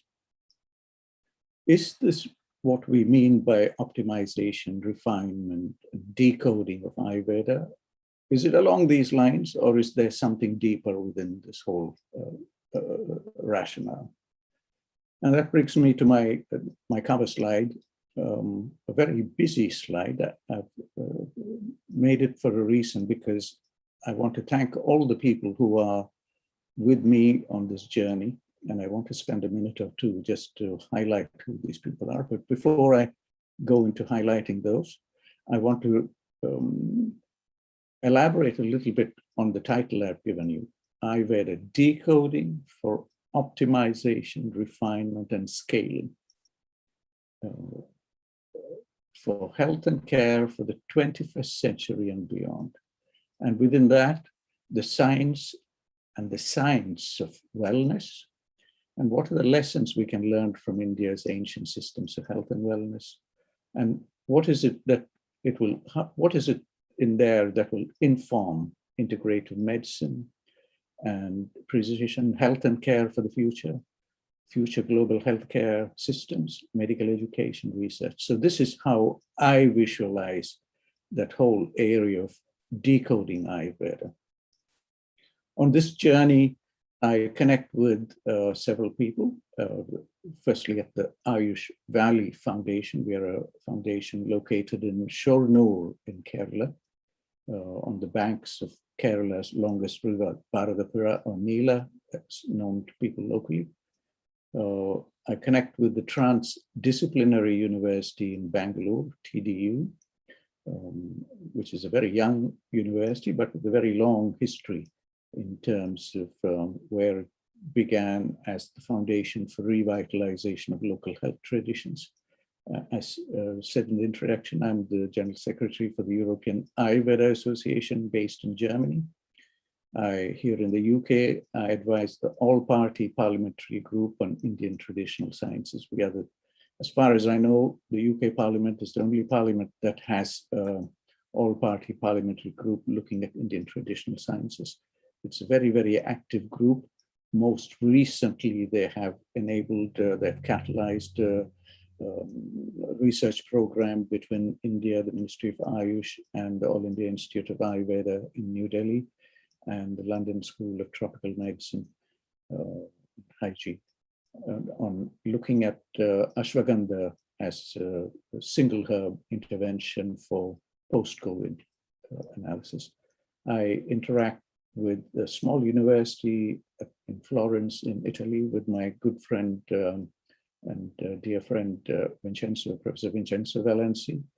I also interact with the Medical University in Graz in Austria, one of the 6 medical universities in India, and I interact in India with the Ayush Darpan Foundation and the Independent Council for Research Ethics. They are based in Calcutta. Before I set off, my thanks to the Ayurveda College and the group of institutions that are holders of this, the Ayurveda College, set up by the learned Warrior some many decades ago. A busy slide, but on the left-hand side, I just want to draw your attention to the kind of complexity, the kind of eternal dynamism that is there in the human body. And circled on the very bottom of the screen is something on microRNAs, small RNA molecules that we find in our body that control and regulate many functions, very new group of molecules. We are still learning about them. And in this instance, a schematic that takes you to functioning of the immune system, very topical over the last few years, the immune system. A few more collaborators who I interact with and who ideally hold in high esteem, Dr. Valdis, Professor Valdis Pirag at the University of Latvia International Institute of Indic Studies. Valdis is an endocrinologist. He interacts with people in Coimbatore. You might know from his many visits to Coimbatore. Valdis now directs the Institute for Indic Studies. In Benares, Hindu University, this is Professor Kishore Patwardhan, in professor of Kriya Shari, and he is the coordinator for the Pandit Madan Mohan Malviya National Mission on Teachers and Teaching, funded by the Ministry of Health, Human Resource Development, Government of India. I encourage all of you to visit this website and see, review the lectures that are there. Kishore has, over the past years, he's done a lot of work to put huge amount of information on that website there. A few other people who are behind the activities that I'm going to describe in a few slides later on. The Integrative Medicine Group, the 13th European Congress for Integrative Medicine will be held in London in November. Please do visit the website, review the program, register, join the event, and learn a little more about how Europe is starting to recognize Ayurveda and Indian Ayush systems. As I said earlier, we have a dilemma here about what is health and what is healthcare. And I am a bit radical when it comes to this. I'm of the opinion that health is very, very different from healthcare. And we should try and spend a little more time understanding health. And this might be one of the ways in which we will arrive at where we should be as human beings. From Pratibhaji, we've heard how things have gone wrong. And I'll come to those numbers later on with healthcare budgets and all of those things. But you will see where things are in terms of health and healthcare and where the world is raising up. Pratibhaji was right in saying that Europe is a little more receptive to these kind of differences. And this is a Congress that is scheduled for the next few days in Prague. Once again, please do visit the website, learn about what is happening in Europe about health and healthcare and the kind of reception that Ayush systems are having. I also want to thank this small activity. This is a satellite event to the upcoming United Nations General Assembly in New York in September, starting Monday, the 13th of September. And it's the Science Summit at the General Assembly 76. Do visit that website. You will get a lot of information about how the world is rethinking some of the points that Pratibha touched on, the role of environment and health, and how it interacts with the Sustainable Development Goals, and the thinking that science is essential for policy making, and science is a little more than funding prioritization exercise. People are getting a little more appreciative of how we should understand science. And the organizers were good enough tentatively for accepting our request for us to have a session, which is currently scheduled for Thursday, the 23rd. It is to do with climate as health and medicine. Now, for many of us in Ayurveda, this is not strange because we have the concept of Kala and Desha. So for us, it might not be strange, and it's written into the Ayurvedic Samhitas. It is written into our texts well before that. Go into the Rig Veda, you'll find many mentions of climate and environment with health. But for a lot of people who are disconnected from that kind of knowledge or not aware of that knowledge, they need to be informed again. And our session is titled Climatotherapy, Leveraging and Innovating Climate as Medicine and Therapy for Sustainable Global Health and One Health. Once again, I encourage you to visit that website and see the kind of activity that is going on across the world, connecting different countries, connecting different initiatives, particularly from the non-governmental sector. And the programs are still being finalized. But for the moment, we are there at Vincenzo from Italy, myself and several other presenters. We are all there lobbying for climate therapy as a way to look at health and well-being. Now, what are the other background features that is behind the rationale and the motivation for my presentation? So this is that we have the second term for Antonio Guterres as the Secretary General for the United Nations. And in his second term, he has promised that prevention will be something that he will be driving for. Prevention in all its aspects. So there is that logic that we find so closely connected with in Ayurvedic thinking. I think Pratibhaji gave us this example of knocking your foot somewhere in your house while walking up every day and trying to get rid of the cause for your problems. And that prevention aspect is starting to take a very big place in dialogues across the world. And earlier, prior to this comment from the United Nations, this was comment from the European Union about the shift required to prevention and primary care. And this is being asked more and more by policymakers. But unfortunately, there are forces who don't want health because it goes against the existing business plans. And our challenge is to show them that there is more business if business is the driver, if we can view business from the perspectives of good health. These dialogues are very, very pushy and vibrant here in Europe. This was the European Health Forum at Garstein in 2020 about the need for new relationship between health and commerce and economic and political agendas. And whether you like it or not, this is something you should all appreciate. The 2021 agenda, again, this month, is to view health as at the heart of building a resilient future for Europe.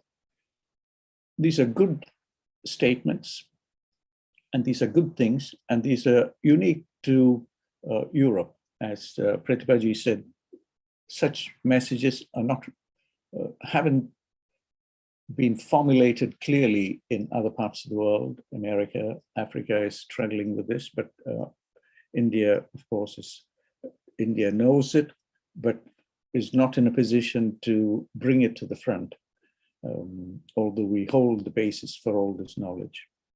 And you are based in Tamil Nadu. I give this the whole concept of refinement and scaling and optimization in the context of your local surroundings, which is the Tamil Nadu Medical University, the MGR Medical University. You are such a rich location. You have approximately 900 affiliated colleges and institutions.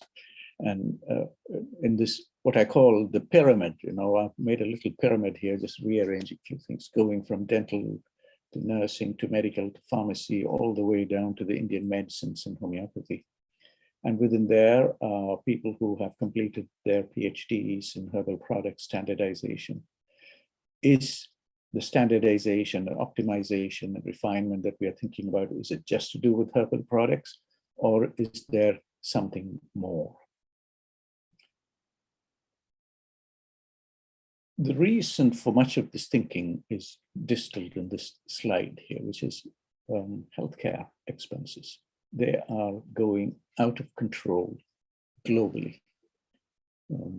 If you view it as a business, this is very good.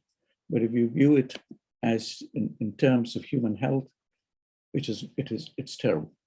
And the classic example is shown here on this OECD figure.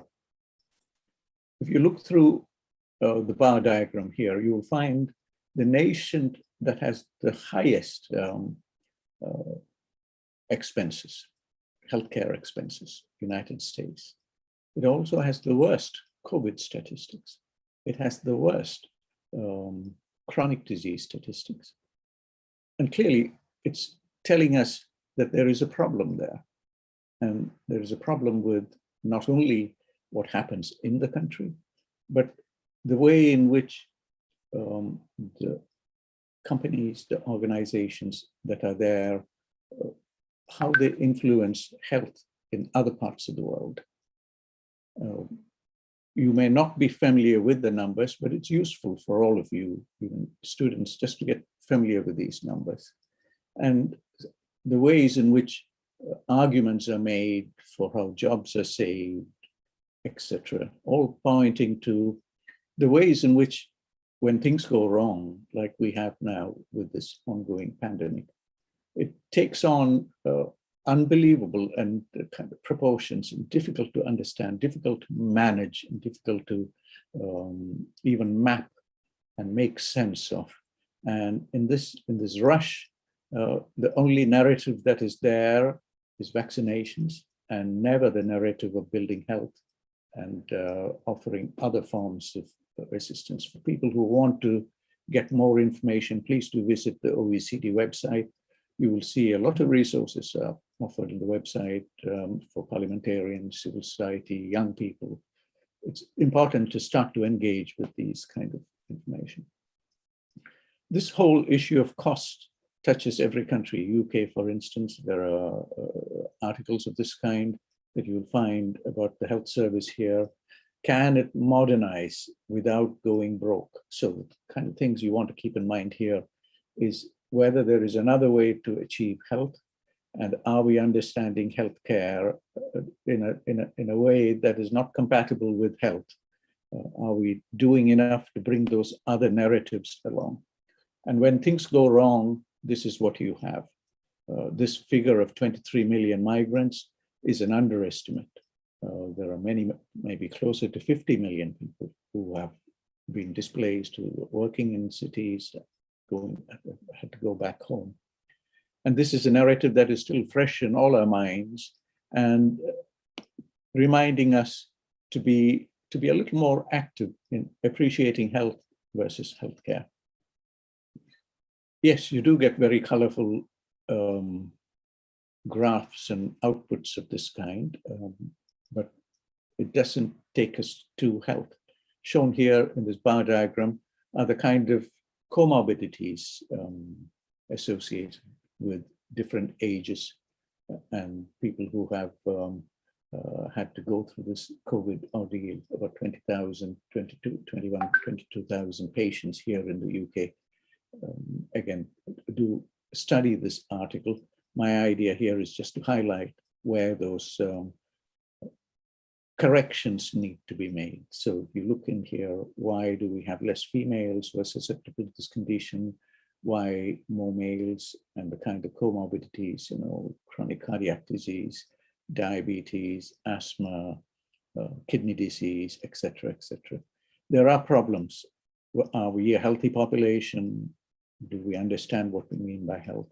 All these are questions that come out. Again, another representation of that data. It's a wonderful paper to read through just to get an idea of the heterogeneity in symptoms people present with. It's a very well documented study. Not everybody showing cough, not everybody having fever or chest pain, and the heterogeneity in conditions. We have a problem here in that we haven't quite understood how to describe several aspects of our health and well-being. I refer to this paper from 2004, and this is Win Timmons in 2004. He was the first person to give us information about the ACE2 protein, the angiotensin converting enzyme 2 protein, which we now know is the receptor for this COVID, for the virus, for the coronavirus. And his evidence in 2004 told us that the protein is found in a very large number of cells across the human body. And I've highlighted here in that red box the locations for these where the protein is expressed. And that reflects very nicely with what we know about the presentation, the problems that we see, not the heterogeneity in conditions. And it's a reflection of how perhaps different parts of the body are susceptible to different, in different individuals to the virus. And the the difficulty of the heterogeneity and how you will be challenged to manage this condition. And there are a few publications telling us about cell-level expression of ACE2 proteins. In this instance, the pericytes. The pericytes are the cells that sit around the capillaries and maintain the health of the endothelial cells in the capillaries. And they now know that the pericytes express ACE2. And this might be one of the reasons why the unusual density of pericytes around the capillaries in people with type 2 diabetes, etc., might be one of the reasons why we have such high incidence of mortality and the pathology that we see. We also now know a little more about the differences in individuals in terms of the immunological misfiring in people with severe COVID, and the three types, type 1, type 2, type 3 individuals, and how they respond. Once again, the reference for this study is here on the right-hand side. But it's worthy to understand this because it's pointing to how different individuals respond differently to a simple virus infection, and how we might have to rethink our whole approach towards precision medicine or towards individualized treatments, which is not new to Ayurveda, because Ayurveda has its Prakriti concept. It understands how to use it. It understands how to treat individuals at different levels, and how to vary treatment, and how to monitor response to treatment. Your Lakshana concept is a very important concept. Now, shown here is that the kind of confusion that you have when you look at the fine cellular structures shown on the right-hand side, the alveoli and the layer of, shown yellow, the epithelial layer of cells, and the neighboring capillaries, and shown in blue, the endothelial cells. And the difficulty that we have in understanding this pathology in vivo, whether it is damage to the endothelial cells, the cells in blue, that leads to problems later on, or vice versa. And these are very difficult issues to understand.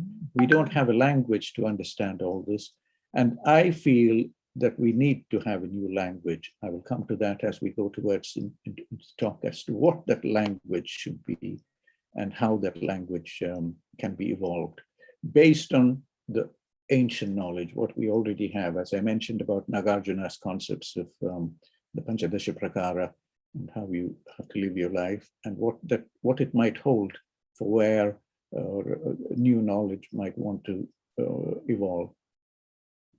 Now, when we look at using the new molecular techniques, this is what you can see, the neutrophil extracellular traps that are formed when cells are damaged, and you end up with the pathology that we see.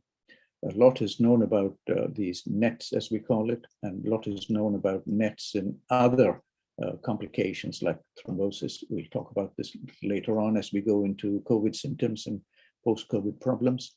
But the biology is known. The difficulty that we have is to make this bridge between this very fine biology and how you would go about enabling treatment or enabling the clinical work to this.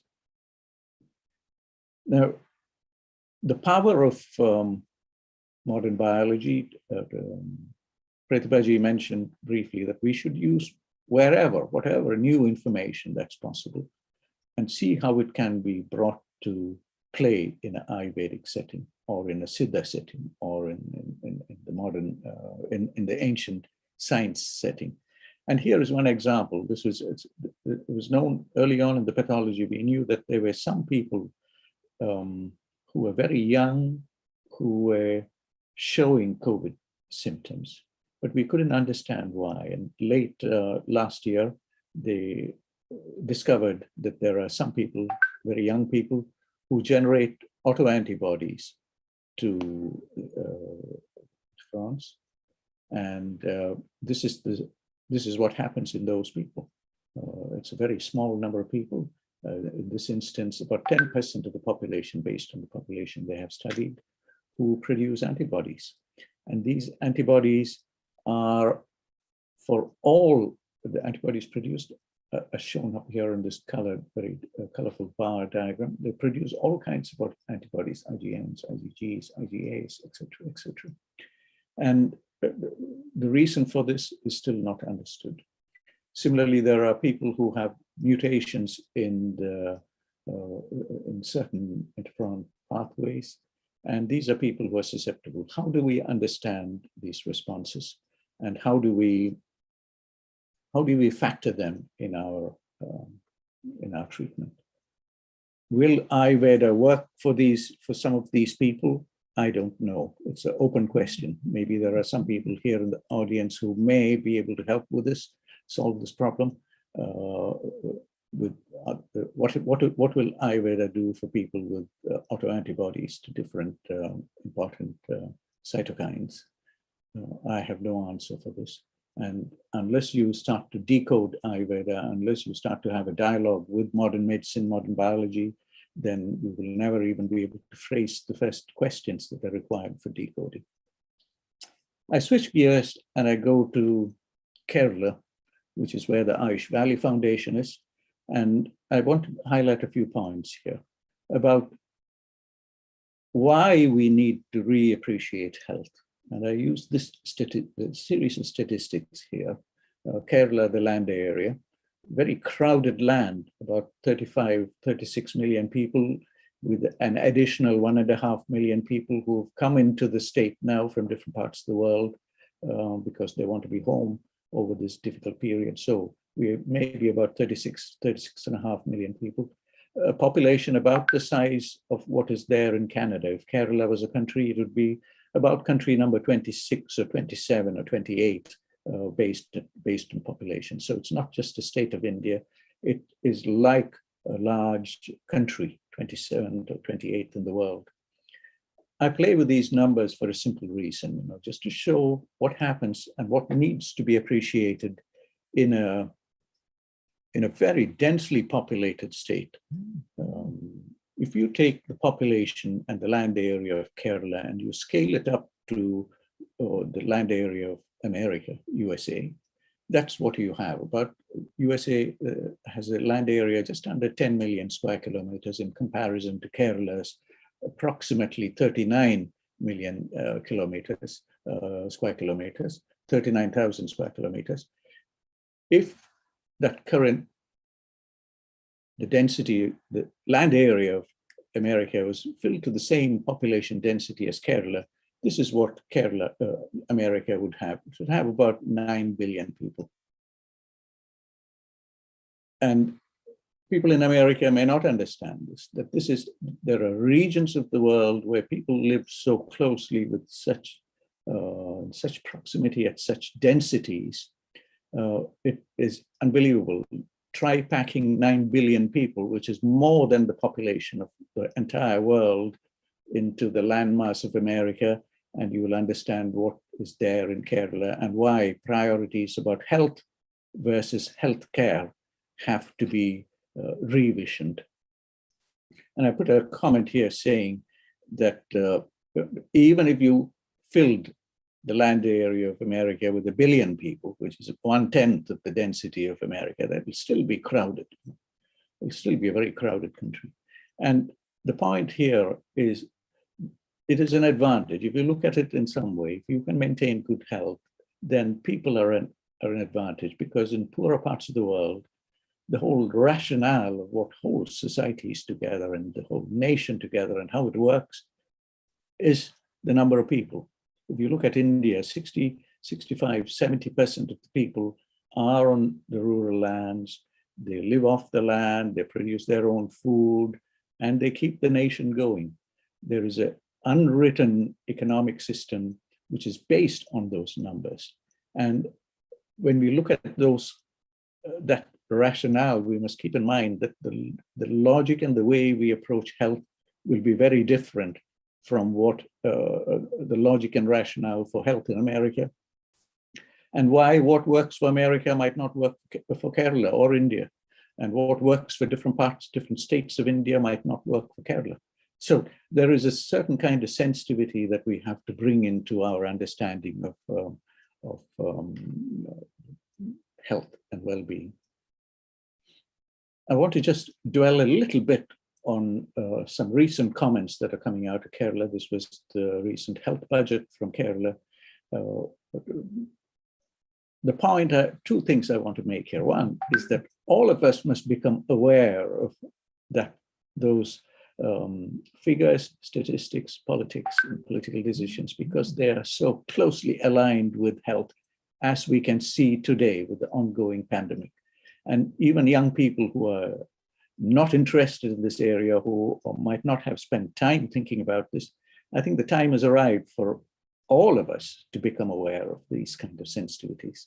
And the health budget, the finance minister made a very interesting statement, which the whole world must start to wake up to, that health should be above all. And those experiences are still at play in Kerala, highest incidence of COVID in India, and still going on. I mean, the problem will continue because that's the density of the population in that part of the world. And there's no choice. We'll have to find other ways to approach health.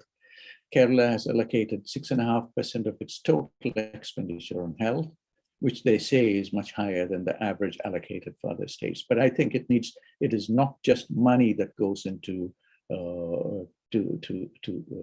providing health. There needs to be a new rationale. There needs to be a new thinking about health literacy and that a different kind of awareness. And Ayurveda has all of it, but are we interpreting, are we understanding Ayurveda correctly to appreciate all this? I put this here just to highlight those figures. And if we look at Kerala's priorities, then you find that it has correctly put the highest increase in budgets for rural development, which is a very good sign. The second big investment is in water supply and sanitation, which is again a very, very good move. And clearly health and family welfare appears here. But as I said, throwing money at the problem is not the way. There needs to be a little more freshness in thinking. And talking about money and standardization and money in terms of research and research-related activities, I use this figure frequently. The top 20 pharma companies based on R&D investment 2016, they invest a huge amount of money in research and development. In spite of these investments, we don't see outcomes. For people who haven't thought about this, do spend a minute thinking about this. And I want to contrast this against India's union budget and the total healthcare budget for India, and to compare it against the research and development budgets for some of the top companies of the world. Now, India's entire healthcare budget for the 2021 year, union budget, was just under 70,000 crores. It might sound like a very big figure. It is a big figure. You can translate it into, convert it into American dollars just to do a bit of comparison. It's about 9.9, just under $10 billion is what India is spending. The entire healthcare budget. This is all of family health and family welfare plus Ayush systems. Everything together is under $10 billion. Out of which the Ministry of Ayush has a budget of about $286 million. Now, let's take this 10 billion and use that as a scale to compare against the investment, R&D investments for some of the big players, big companies. That's what you see. India's 10 billion would fit somewhere here. It's less than the research and development budget for companies like Johnson & Johnson, about a little more than what Pfizer spent in 2015. I don't know what the figures are now, maybe a little more, maybe comparable to India's health budget. India doesn't have a choice. India doesn't have the money to go down a path that will give us health. The promise that is shown here on the right-hand side, that we invest so much money for health, will give us returns. It doesn't work. India has to find another way. And, hopefully, there are minds enough among you, the younger people in the audience. Hopefully, there are minds among the teachers here with us to arrive at a healthy nation is not through pharmaceuticals. It is not through tablets and medicines. That is not the way to arrive at good health. We need to find another way. And what is that other way? You already have it with you. That is what you've come to study in university. That's what you've come to study here in college. You have come to study how to provide another way of health. Now, the challenge is to show those revenue streams, to show how, if you're talking money and you want money to make it, do whatever you want to do, then find those new ways to approach and show how you can generate health and revenues out of health, not out of healthcare. And that calls for very creative thinking. It calls for a completely new way of approaching the whole problem. I'll come back to this later into the talk. Now, if you look at the top 10 projections for the top 10 selling products for 2024, there are a huge number of biologicals here, antibodies. The same logic that is now being tested out on us with these DNA vaccines. So that is the whole rationale for building us up to generating these revenues for companies. I feel unhappy about this logic. I feel unsure about this logic. And I feel disappointed that we are not able to provide another way to think about these things. Now, going into some specifics about decoding Ayurveda, and just a few examples. First one is neem giloy. This is something that you hear about. Neem giloy is described in our text. Neem giloy is described as something with additional medicinal properties. Giloy, Tinospora cordifolia, grown on neem. Shown here on the left-hand side is somebody training giloy to grow up a neem tree. And on the right-hand side, a figure from one of the publications from Journal of Ayurveda Integrated Medicine on seasonal variations, phytochemical composition. In this instance, guruchi sattva, the starch that is extracted from Tinospora cordifolia, that is used as a therapeutic agent. The Vaidyas here will know a little more about where guruchi sattva is used, but this study was very interesting because it shows seasonal variations in the properties of guruchi sattva. I won't go into the details, but that publication is a very interesting publication with authors from the All India Institute of Ayurveda and some other BHU and several other locations. The point here is one needs additional detail. One needs to learn a little more about our seasons, when to harvest, what's the significance of this, the impact of climate on how plants behave, the impact of climate on the quality of products that come out. Now, I want to stop for a moment and take you back to the first few slides where we talked about climate as therapy and climate and climatotherapy as something that is important for the future. Here is a good example of how climate influences not only aspects of human life, but also plant life. There are many, many, many such examples. I will come to that as we go on. The second example I want to touch on when it comes to biodiversity and aspects in terms of the same plant, Tinospora cordifolia, in terms of biodiversity, in terms of secondary metabolites, is this work by Professor Rajesh Dabar in the Department of Biochemistry at the Maharishi Dayananda University in Rohtak in Haryana. Professor Dabar is a very imaginative man, and he is a very good experimenter, and he went on to do the study to look at the interactions and other secondary compounds, not just Guruchi Sattva. If there are other compounds that are modulated, secondary compounds that are modulated when Guruchi is grown on different host plants. And this was a lovely paper that came out in 2019 in Nature Research Science Reports, about the interactions of a medicinal climber, Tinospora cordifolia, with different supportive plants, and how they trigger secondary metabolite production. I've just highlighted a few things from the text here, from the abstract. It says Tinospora cordifolia that co-occurred with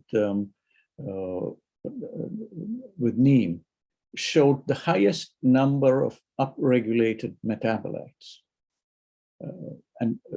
The work by Rajeshji and his colleagues confirms the significance of some of the things that are described in our ancient texts about the power of neem galoy as a valuable formulation.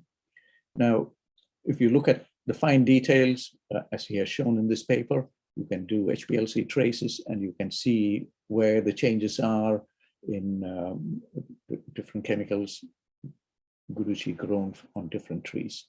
Once again, I won't go into the details there, but please do, if you haven't seen the paper, it's a very valuable paper to study in terms of understanding how you go about characterizing plants and the secondary compounds in the context of Ayurvedic thinking and in the context of information that's provided in the Samhitas about neem galoy and the benefits that can be had.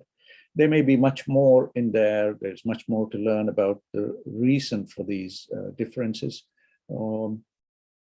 Hopefully, we will understand what they are.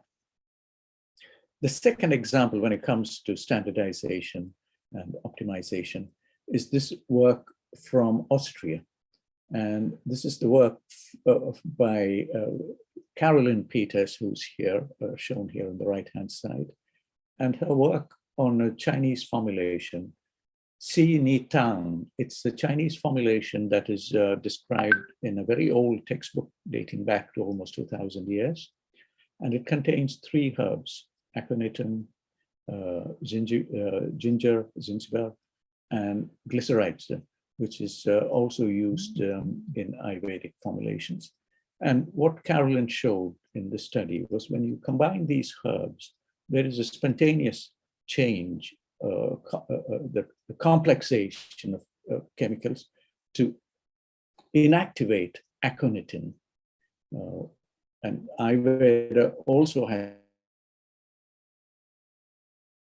a variation of that approach has been used in the Chinese system. Those who are involved with formulations and by Shajakalpana, they will be able to describe this better about the kind of treatments you do for aconitum to inactivate, to make it less toxic.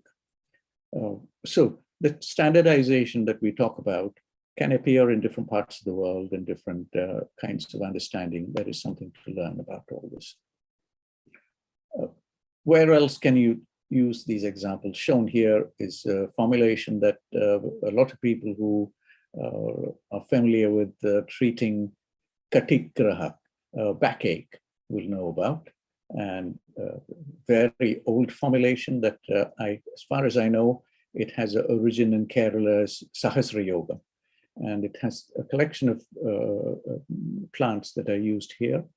The big question is, are there aspects of these plants that need to be understood at the same level as we understood Tinospora cordifolia? Are they to be harvested at specific seasons? Have they to be grown in specific soils? Have they to be treated in certain ways? Particularly simple things like the root of a plant, in this case, the root of castor plant.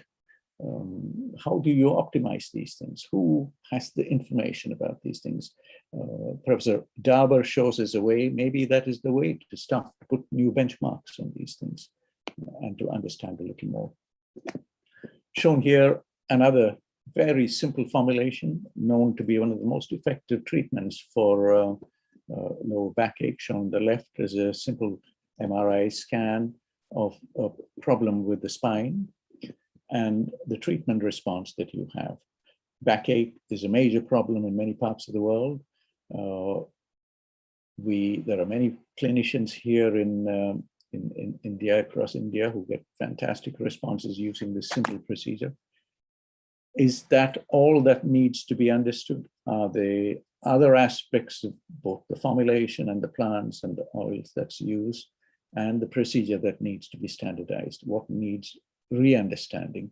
There are many aspects that can be refined and understood to scale this up. Unless you get to that point where you've optimized every step in this procedure, you are not in a position to scale these things up.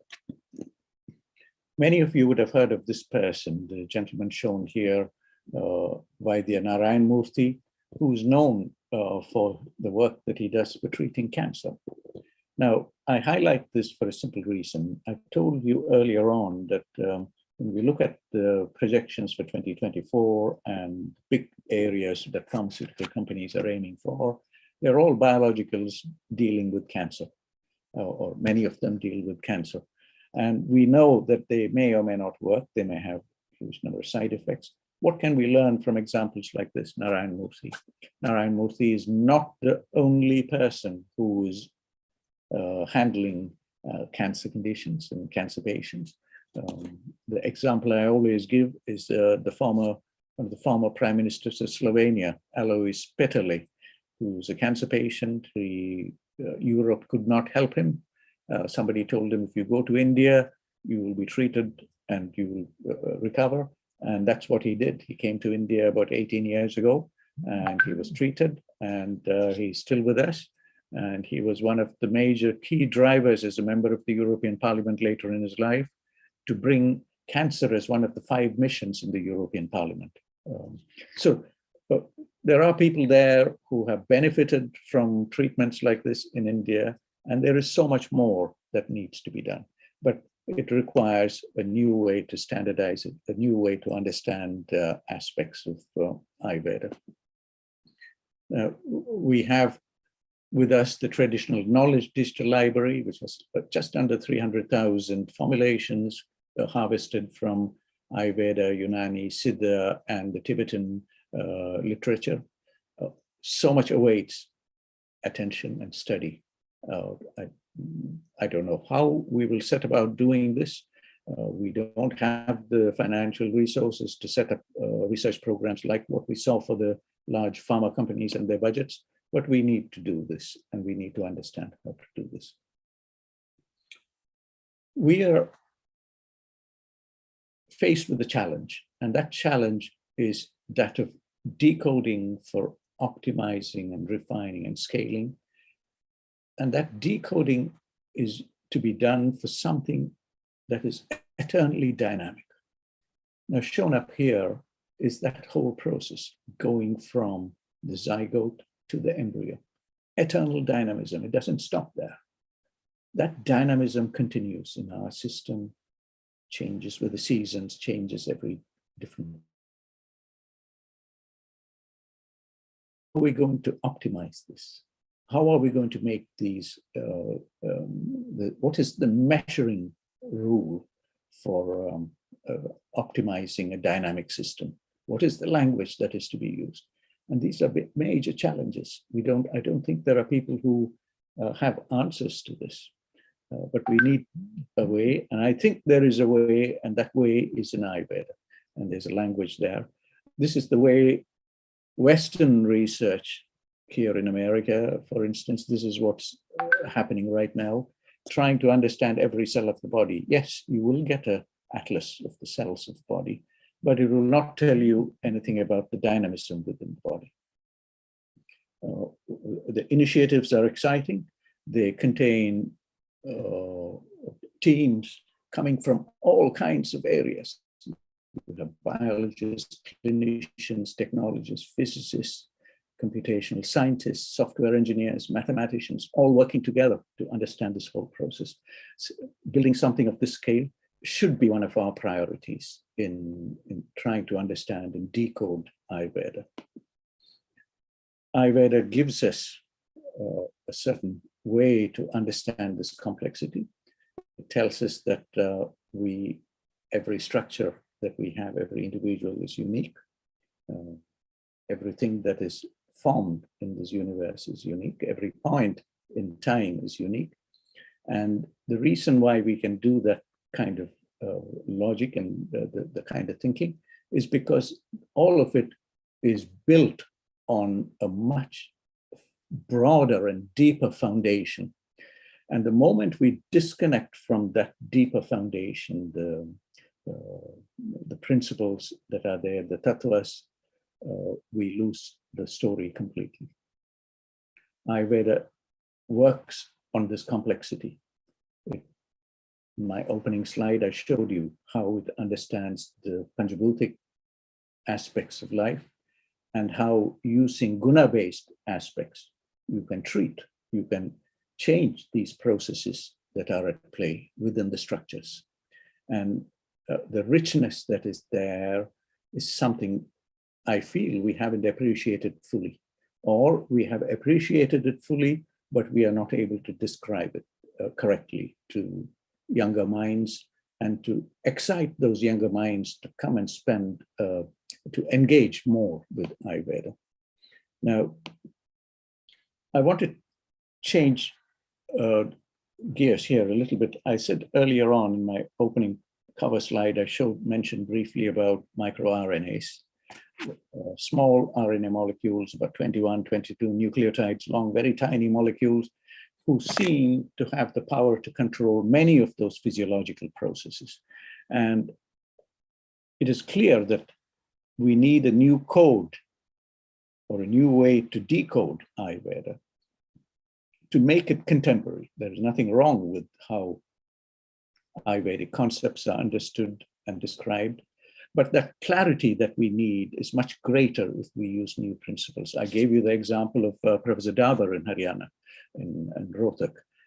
Using a simple HPLC technique, mass spectroscopy, he could show how that Ayurvedic wisdom and statements in the Ayurvedic texts about neem giloy can be turned into valuable observations. Similarly, here is the example for microRNAs. I'll take you in through one example, which is this one. For people in Kerala, they understand this formulation, Vilvadi Gulika, and it uses goat urine as an agent. At the very end, when you start to make these little tablets, it uses goat urine. Now, goat urine is one of the different urines that is described in the very first chapter of Charaka Samhita, and it describes the different properties of these urine. Now, I want to ask, how well have we understood what is described in Charaka Samhita? And are there other principles that you should use to decode what is offered to us as the Rasapanchak of goat urine? And that decoding, is it available somewhere? Can we use some tool to understand this principle better? And there is at least one publication there that's available to all. I think it's a slightly old publication, since I think it might be about 2014. And it's about the seasonal variation of microRNAs in the urine of male goats, accessed using new technology. So you understand, you use new technologies to understand microRNAs. The interesting thing is you see a variation with the seasons. And if we understand diversity, biodiversity, then we can ask the next question, very much like what Professor Dabar asks about Tinospora cordifolia growing on different trees, and doing the analysis to show that there is a way to standardize that whole process, and there is a logic there.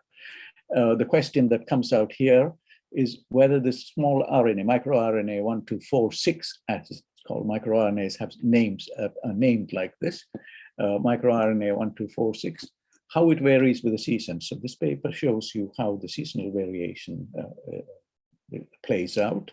The next logical question would be whether this is found in all the different goat breeds. Is it found in goats that feed on different kinds of food? What is the significance of all of this in terms of a physiological response in the context of Viluvadi Gulika? So we have strung together a whole series of questions. And I get this feeling that as we start to understand these principles better, you will see that there is a deep logic at play there, which is described in the text, which is described in the text in a very passing way. But every one of those passing comments has a deep message, and it is for us to put our best skills together to understand and unpack that complexity. I want to touch briefly on this post-COVID syndrome and the work that is happening at Kerala Ayurveda Samajam, old institution that was established in 1902, and how the most eminent Vaidyas, the senior most Vaidyas of Kerala, a good selection of them have come together to look at this post-COVID problem. And within that, we have exciting formulations and exciting recommendations about using goat milk as a major dietary intervention for people who have lung problems, or interventions in post-COVID syndrome where you have lung fibrosis, or use of Punarnava and related formulations for people who have kidney problems. So there is a way to start to appreciate Ayurvedic formulations in the context of ongoing needs. In the UK, right now, we have about approximately 70 clinics that, hosted by the National Health Service, catering to about 1.2 million post-COVID sufferers. And if there is something that Ayurveda can offer, then it will be a wonderful scale up. But to arrive at that, details about UK's post-COVID program can be found at this location. Very, very well organized website about highlighting what needs to be done, what are the resources that are available. The same thing can also be used not only for the thromboembolism that you see in COVID, but also starting to be seen as a post-COVID vaccination problem. There are a lot of people who, unusually large number of people who suffer from blood clots following vaccination, and trying to understand what is the problem there or how you can manage this. The simple example of the post-COVID area takes us into this area of precision medicine. Not every individual is the same. What is it that we can learn about precision medicine as interpreted in the Western reductionist biology perspective versus how we can approach it using the holistic Ayurvedic Siddha perspectives? There's a lot of opportunities, a lot of work that can be done, but clearly we need to start to work as a group to see where those windows are that will connect the two systems. The standard narrative here at the University College London's Precision Medicine Center is genomic profiling, diagnostics, and clinical trials, therapies, etc., etc. But I feel there is much, much more that can come if we look at all of this through the eyes of Ayurvedic perspectives. And the same is played out in America. This is the Precision Medicine Initiative, now called All of Us. Again, a very valuable website to look through and to learn how different people approach this problem with their understanding and knowledge that's available to them, and where there's an opportunity for looking into building new bridges between Ayurveda and other systems of medicine. Now, where does physiology and where does all this new thinking want to go. And I'm going to highlight here work done by a group with a huge amount of funding from Alphabet, the Google company. You can see information about this. The thinking is still very crude. The thinking of modulating different organs in your body using electrical impulses. It's a very different way of looking at the whole entire human body and its working, while the Ayush systems offers richer perspectives. And some of this and some of the formula for arriving at those rich perspectives, I highlight here. This was a talk presented about the need for interdisciplinary research in the third millennium at the Rajiv Gandhi, at the 25th anniversary celebration of the Rajiv Gandhi University of Health Sciences. As shown earlier for MG University, this is in your neighboring state for Karnataka, huge number of medical colleges, and for a population of about 65 million people, the same structure of colleges. But what is happening in these colleges in terms of rising up to the kind of challenges and the opportunities that are there? Prime Minister Modi, when inaugurating the Silver Jubilee celebrations, correctly said, 25 years is very young, still very early days, and it is essential for younger people to think even bigger and do even better. And I think that is the mood we must try and encourage to get to where we are. And that essential interdisciplinary, transdisciplinary research for the third millennium must try and distinguish what is presently asked of us about developing evidence-based practice versus what the Vaidyas do in the community, which is a practice-based approach. They know something works and they've done it for generations. It always works. Like I mentioned for Katigraha, for backache or for slip disc, there are many here, perhaps some in the audience too, who have amazing experience of handling slip disc, intervertebral disc prolapse using those simple formulations. And I think there is a need to bring all of those kind of activities together to start to address where we should be going, particularly in the context of infectious diseases. And shown here, the list of high consequence infectious diseases from Public Health England,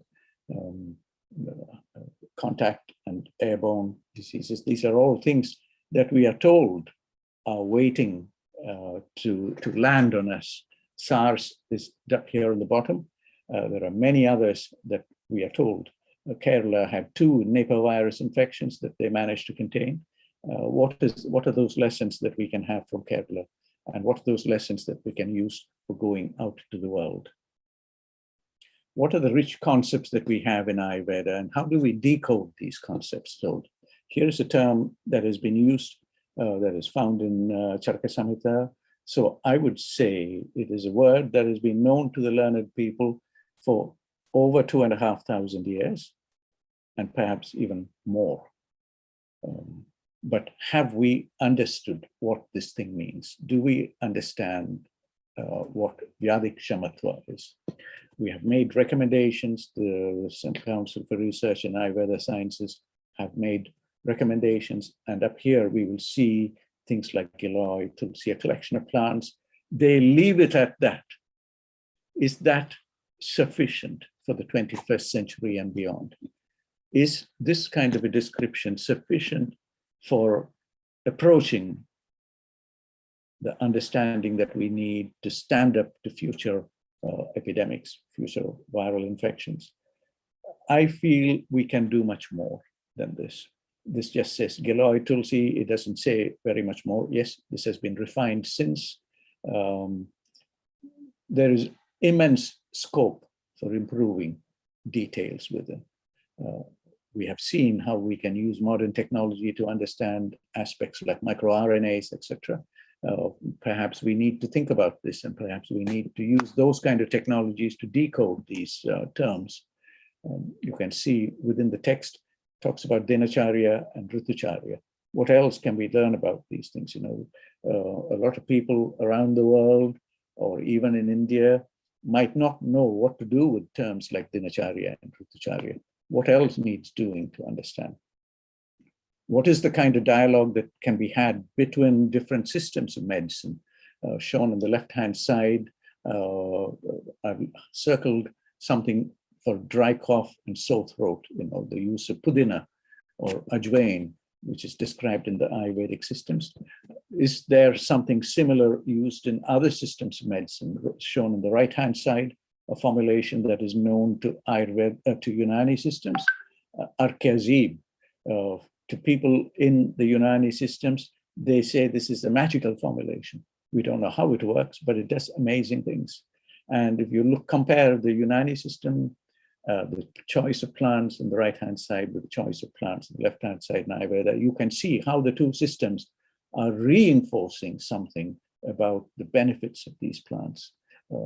At least two of the herbs that are recommended in Ayurveda are part of arkezib, pudina and ajwain, and they use another formulation, kafur, which is also used in Ayurvedic formulations.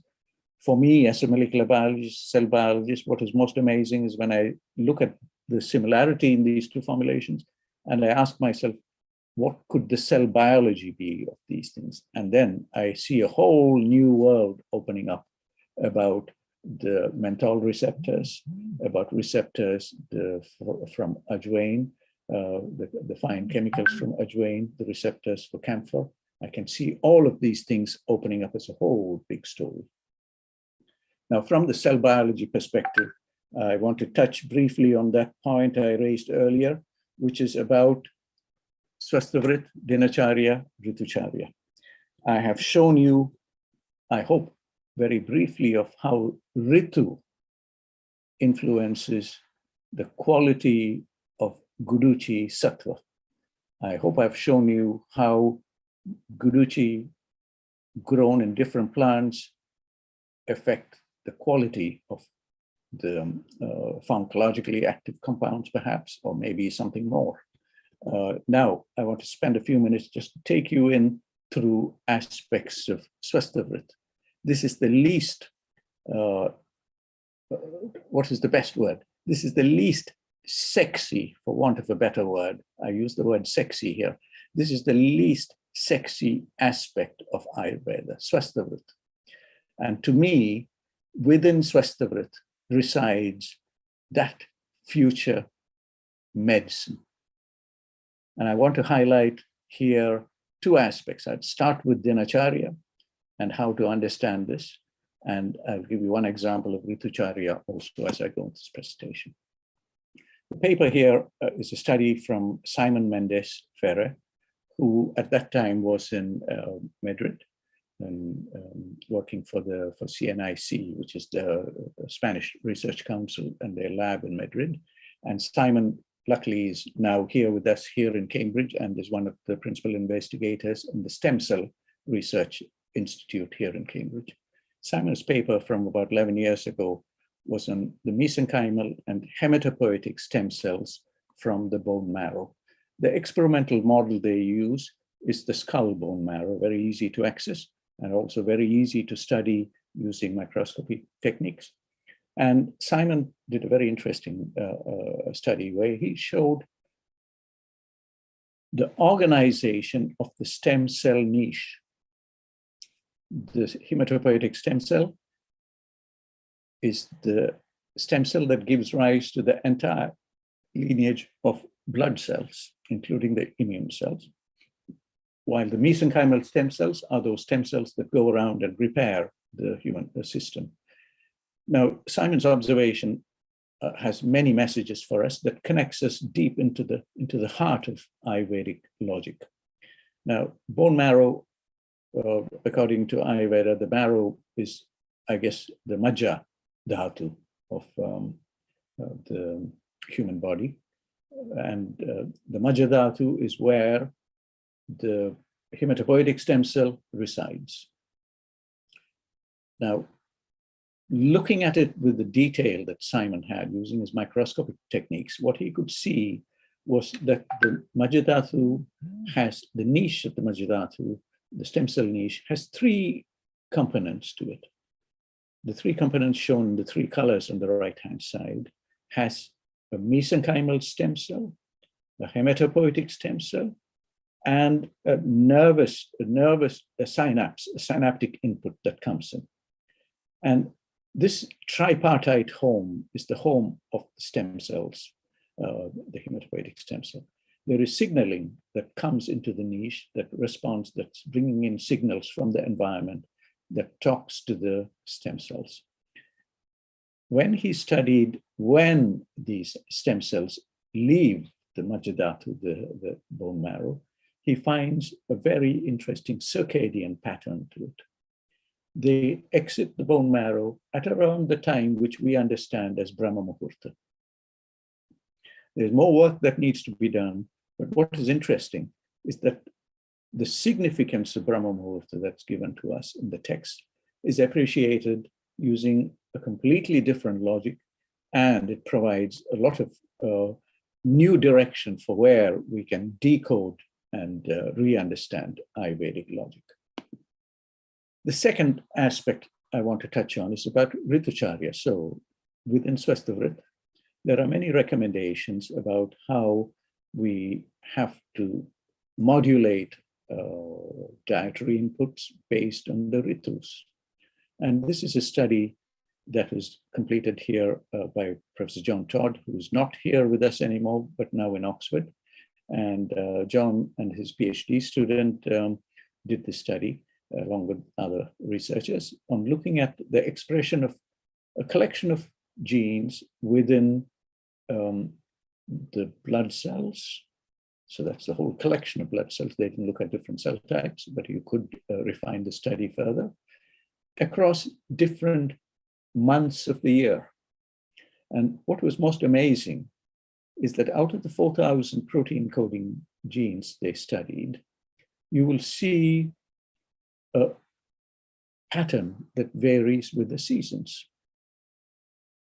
Now, the study was aimed at looking at certain aspects of John's interest, which is the immune system. And what came out of the study was a season-dependent change in the immune system. In their abstract, they conclude by saying the immune system has a profound pro-inflammatory transcriptomic profile during the European winter, with increased levels of soluble IL-6 receptor and C-reactive protein, risk biomarkers for cardiovascular, psychiatric, autoimmune diseases that have peak incidence in winter. So all of this confirms very nicely what is known in our texts, but somehow not understood and appreciated correctly. The data then is drilled down to certain genes called the clock genes, the PER genes that control the rhythmicity within many biochemical processes within cells. And this is what they find, variation in the expression of clock genes. Now, this is again very exciting because it gives you another handle on how to better appreciate Ritucharya. I won't go into the fine details. You can find the details in that paper, and you will appreciate with a little bit of work on how the understanding of Ritucharya and aspects of Swasthavrit and certain treatments that we use, for instance, Kerala's treatment, the Karkadaga Chikitsa treatment, how that starts to make sense.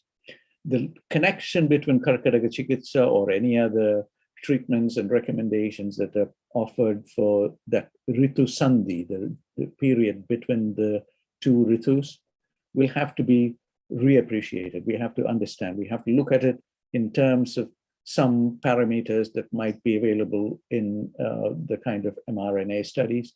Some of it might have to be done at the level of microRNAs. But what is clear now is that you can use, you have a handle, you have very good handle, either at the level of protein coding genes or microRNAs to understand that Ritucharya and aspects of Swasthadut. There is a very fashionable area now here in Europe, and that is the whole area of non-pharmacological interventions. So there are many areas in Ayurveda, there are very many areas in Siddha medicine, even more so in yoga, which talks about certain interventions that helps promote health. And the one that everybody knows about is pranayama. And the therapeutic aspects of pranayama are comparable to outcomes of a non-pharmacological intervention.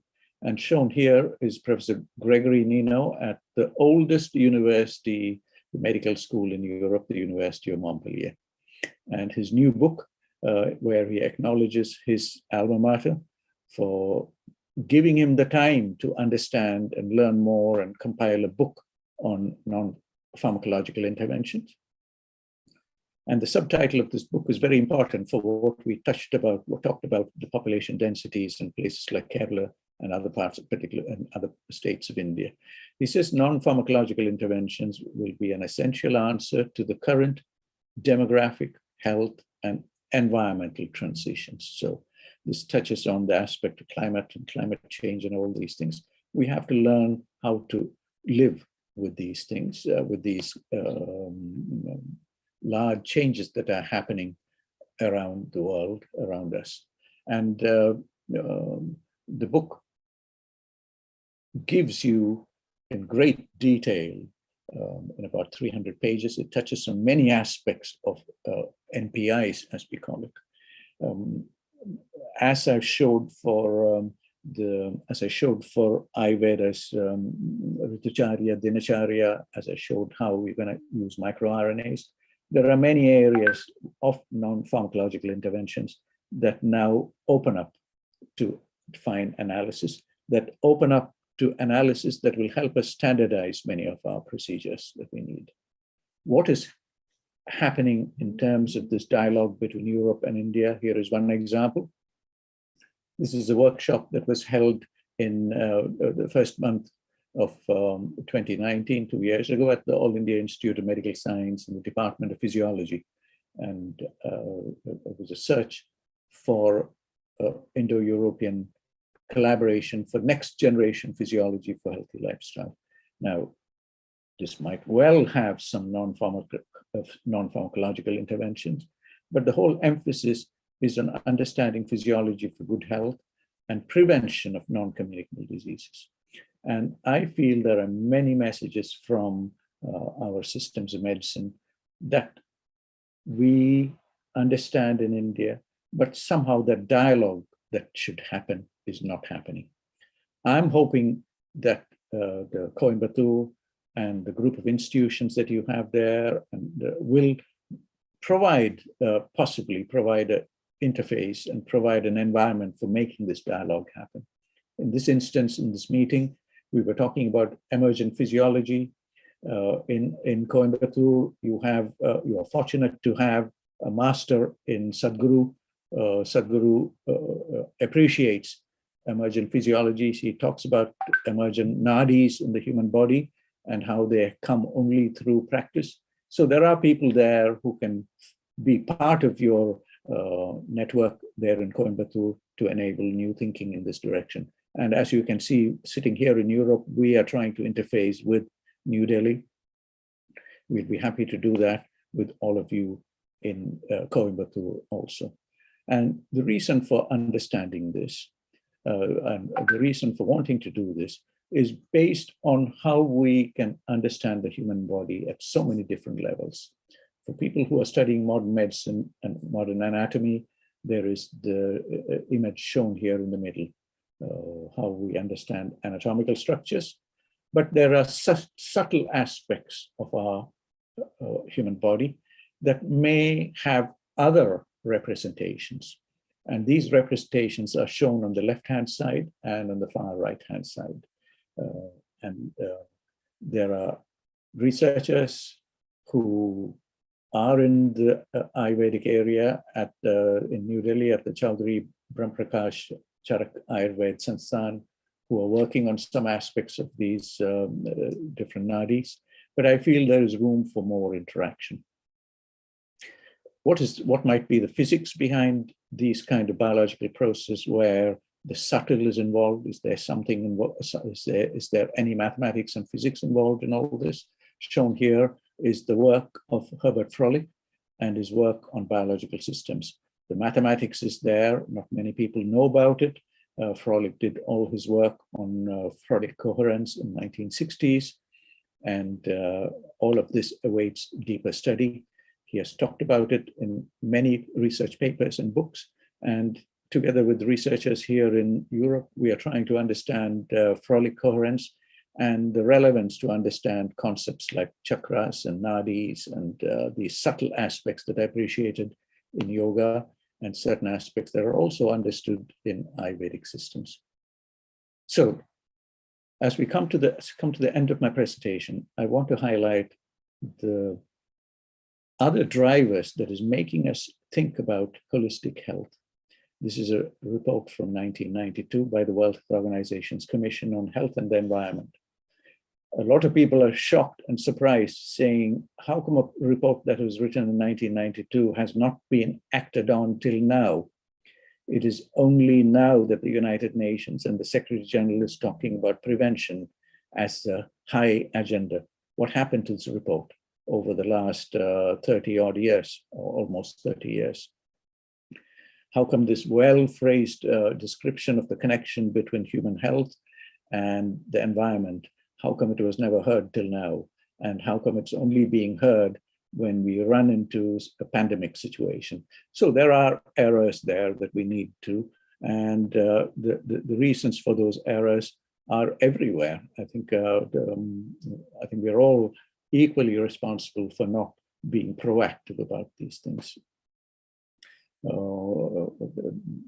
Pratibhaji mentioned about clean food, and I think there were one or two questions about healthy soils and food. This is very high on the agenda here in Europe, and you will see a big change coming through as we progress in the next few years, or even in less than a decade. As I come to the very end, I want to say that this is what we talk about, the coding and decoding and the reorganization. This is the power of the Ayush systems. I call it the Ayush prism. Today's healthcare has reached the level of specialization. It's just like that Humpty Dumpty that fell down and couldn't be put back together again. We have reached that point where we have lost our ability to see human physiology and human health in its entirety. But we are fortunate that the knowledge for all of this is with us still. Your college is tasked with this job to understand from the Ayurveda perspective. That knowledge is there. The texts need to be revisited. We need to re-understand what is in the text. We need to look at it with a new enthusiasm. We need to go in there to understand every line in those texts. Look at, I talked about goat urine, and I talked about microRNAs. You can go in, the example I always use is of another microRNA story is about microRNAs in Grishthashira milk that comes from a primoparous cow, a cow that has had its first child.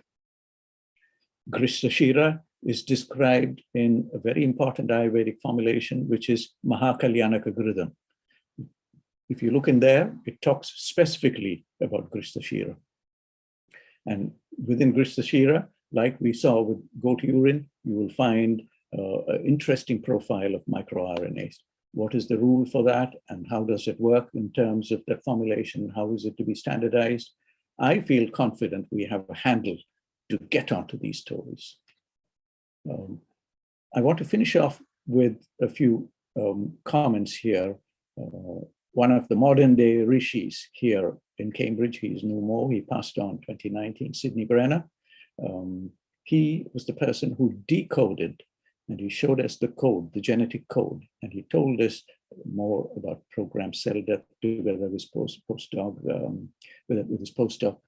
John Sulston. who also put together the People and Planet report for the Royal Society. John Sulston is no more. Again, all these modern day rishis are no more, but they have left us with very strong messages. And Sidney was a tireless man. He says, I will never stop working. And he says, I'm still at the age of 76, excited about scientific research and what more can be done in biology. And like in Charaka Samhita, Sidney's comment, Sidney, I don't think he ever knew what Charaka Samhita was, but his Rishi-like perspective gave us what he said, which is the endless quest for knowledge will continue as long as humans exist. He then went on to say, in the next 25 years, we are going to have to teach biologists another language. And I don't know what that language is, but nobody knows.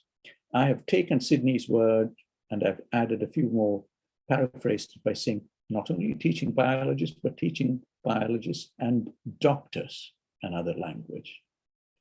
And those doctors are everywhere. They're not just Ayurveda doctors or Vaidyas. They're not the Siddha doctors and Vaidyas. They're not just the modern medicine doctors. These are doctors everywhere. They all need to learn a new language. And this was the message that Sidney had for all of us, you know, that I've done all this. I've shown you the genetic code. I've shown you how codons, the codon usage connects with the choice of amino acids and proteins.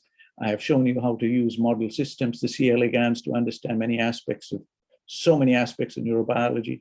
And his postdocs and students have gone on to do so many things. But Sidney's message that he left us some time ago, I feel if Sidney was here with us today, he would see that language in Ayurveda. At least that is my reading of Ayurveda and how we should go about decoding what is in our Samhitas and our commentaries. I don't think we have even started the journey towards decoding that Ayurveda. We still don't have a harmonization in our terms, in terminology. We don't understand what is amurtha. We don't know how to appreciate whether amurtha is to be understood at the level of doshas or dhatus, or whether there is something else that is the correct way to understand amurtha. I feel with us is knowledge of the kind that I showed earlier about the subtle interactions that take place within physical systems. The mathematics is there with us, the physics is there with us. We need to interact with these people. So in conclusion, I feel man is a hugely complex meta-organism. I haven't even touched on my favorite, the microbiome, that was touched on briefly by Pratibhaji, and the role of the microbiome in modulating human biology. I haven't even touched on that. We are very, very complex, much more than we appreciate. And we need a language to understand this complexity.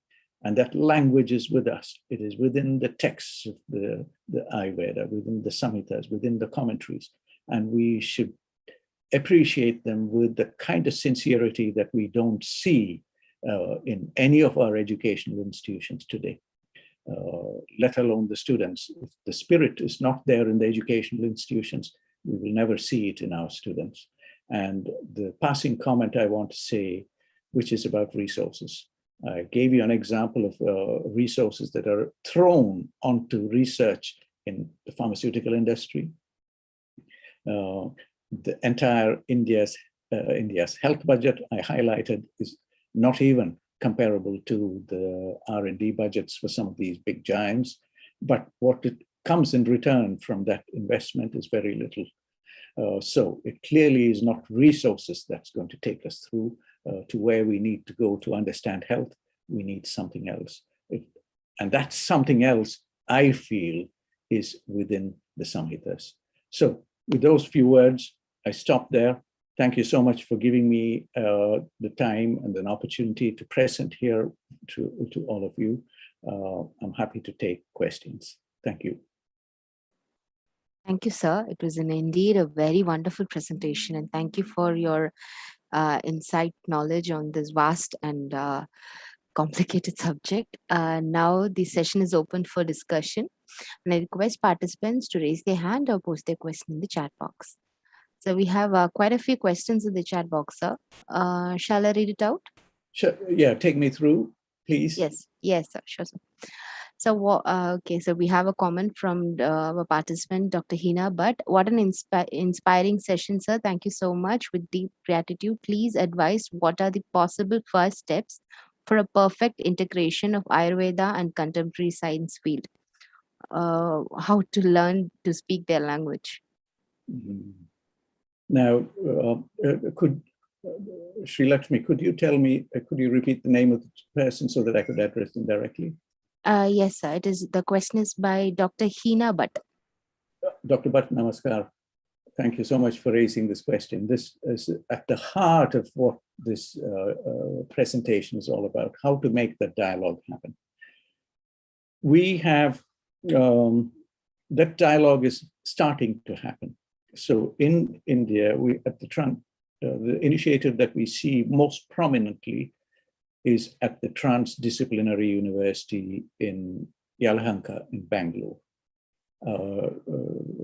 I don't know where you are, Hina, today in India. If you are in Bangalore, then I recommend you to visit the Transdisciplinary University, TDU. I've shown, you can find the details on Google.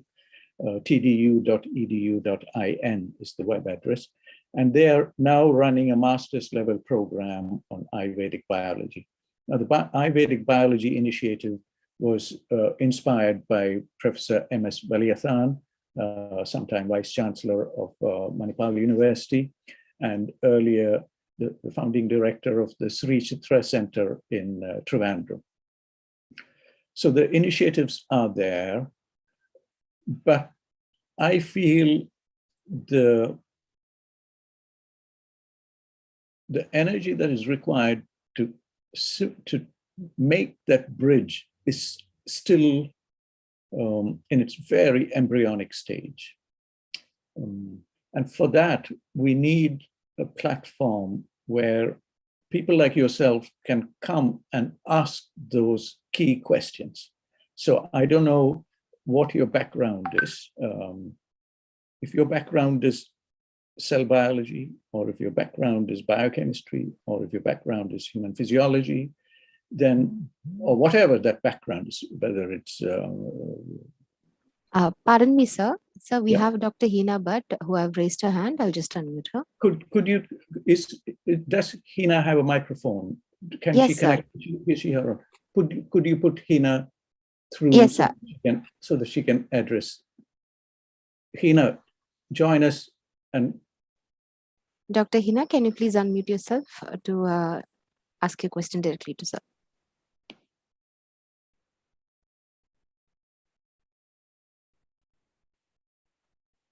Hina? I'm sorry, I think she's having some technical issues. Technical problem. Here, Hina, the correct way, whatever your, okay, she's in the waiting room. Let me just let Hina in. Hina is in now.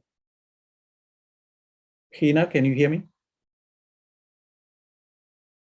While Hina connects with us on microphone, what I want to say is we lack Hina, hello.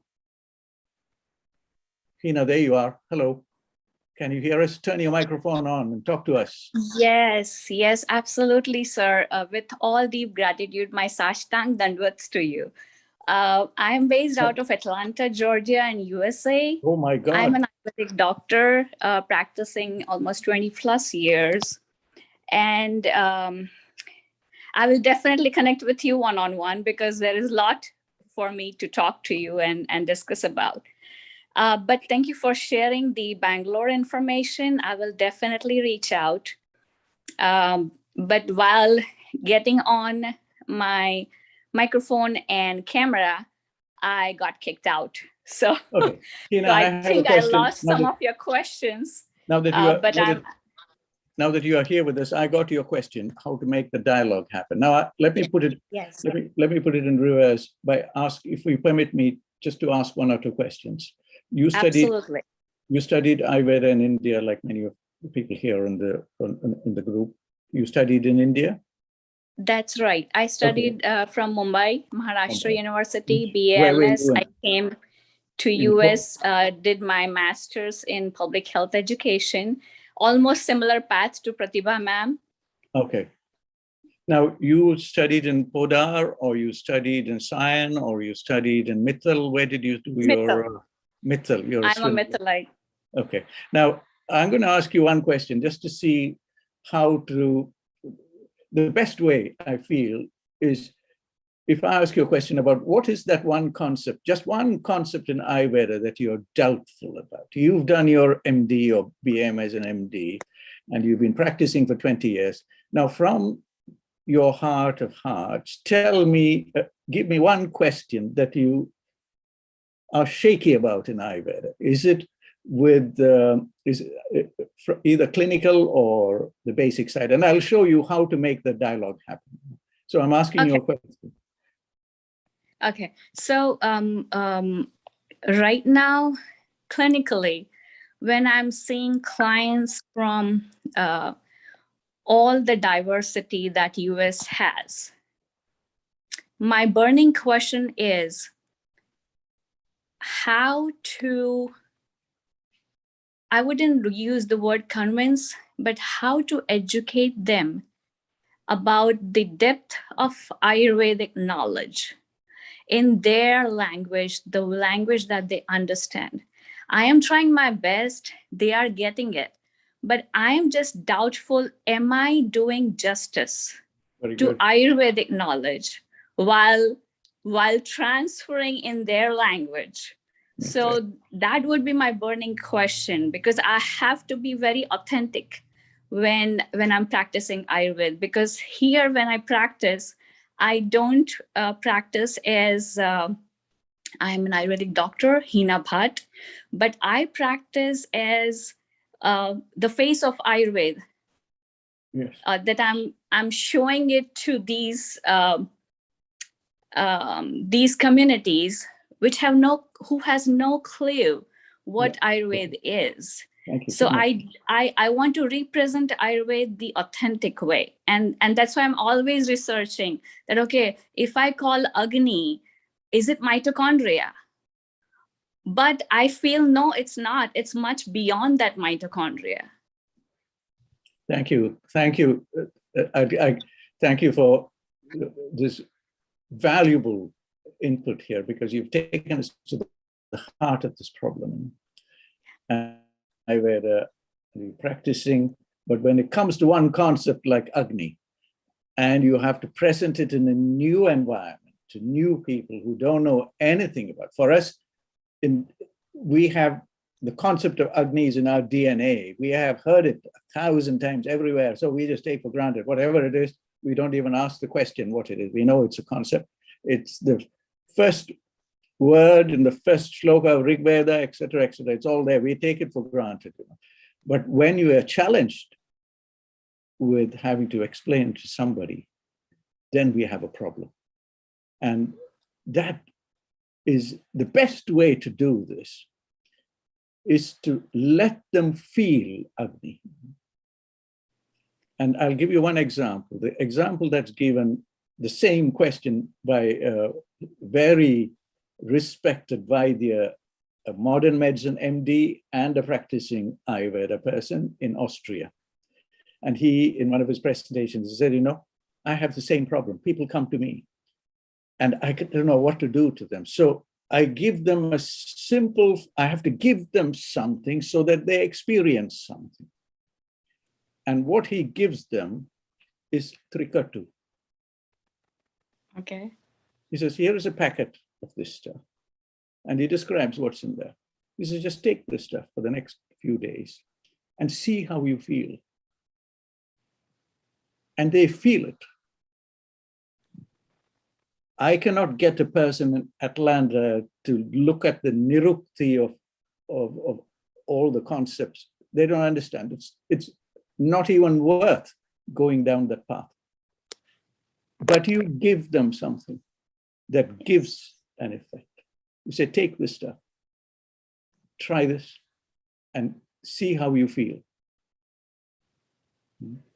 That I feel is the best way. It has to go beyond language. We cannot do this with language.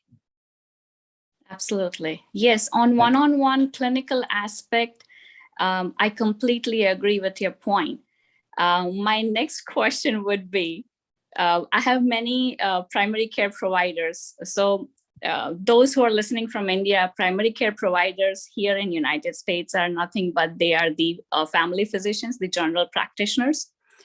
So now they are trying to approach me to get some more knowledge about this Ayurveda, because now Ayurveda is happening like what yoga did a few years ago. Okay, it's the boom. It's the next booming thing coming out from India.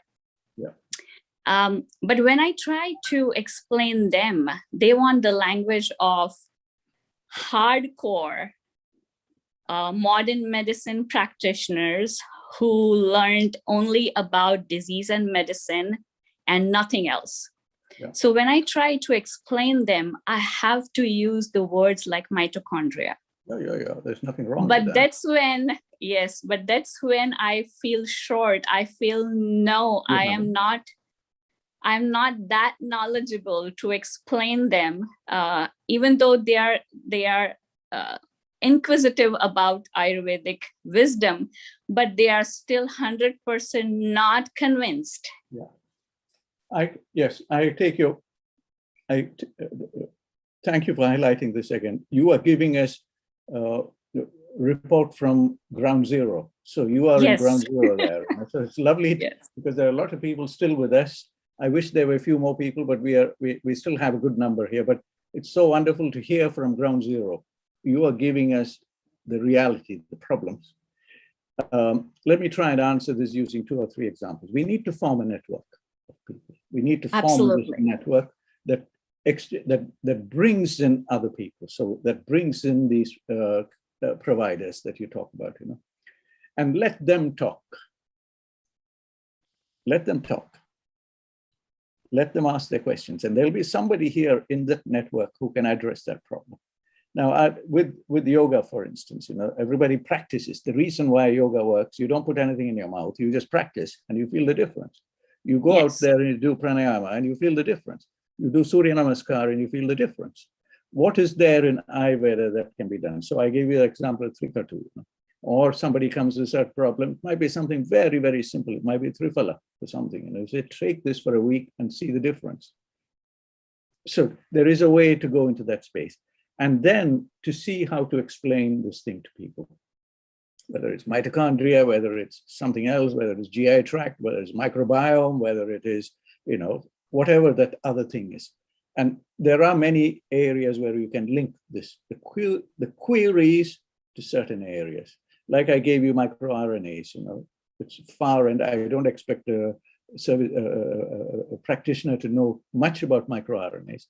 But there is a handle you can hang on to, and you can say, well, look at this research institute here, they're working microRNAs. And this is how so Atlanta has a huge number of institutions, excellent research institutions, and it'll be easy to make a dialogue with them. In the yoga area, I'm going to show you, I don't know if you can see here on the screen. It's an amazing book called Yoga, Fascia, Anatomy, and Movement. You can take photograph of your screen there. And it's written by a person named Joanna Evison. And this book is about 425 pages. And if you look in this book, Joanna describes asanas using aspects of the human anatomy. And she talks about this thing called fascia. This is something that is not very well understood in human anatomy too, but it's central to many of the, including the Ayurvedic interventions. A very simple massage can charge up your fascia. It can reorganize the fascia. And Joanna talks about this here in this book. If you look within this book, she talks about all those aspects connected with the fascia. She talks about chakras and nadis and all those things that are beyond the description that we have. But she doesn't know anything about she knows a little bit about Ayurveda, that's it, she knows, but she has no idea. But with books like this, selected books, you can connect people. The other book I recommend is one by Baswati Bhattacharya. There is a book called Everyday Ayurveda. If you haven't, then it's a book that you should recommend for a newcomer to Ayurveda who's interested. I don't know if you just Google Baswati Bhattacharya and Everyday Ayurveda, you will find that book. And Baswati is a very interesting person. She is American Indian, like yourself, I guess, and she's studied modern medicine. She did MPH, and then she did a PhD in Ayurveda in Benares Hindu University. And she now spends her time between America and India. And her book is a good introduction to concepts of muhurt. You say dinacharya, what is a muhurt? Why do you have to wake up here at a certain time? What effect it has on your physiology? And similarly, there are lovely books like this that you can connect people with, and that will clarify part of their doubts. But the most important thing is practice. Just give them something that works. Yes. I always give this example of Punarnava and the effect of Punarnava. A clinician in Dr. Harsha Graminger is in Germany, and she has she has an MD in modern medicine, but she practices Ayurveda. She doesn't do any modern medicine. And for many of her patients, she recommends Punarnava, Asava Marishtamada, I don't know which one it is. And she has patients. She doesn't tell them what is there. She says, just take this stuff. And here's a bottle. Have this every day, whatever time. And the family comes back saying, this man's behavior has changed in a month's time.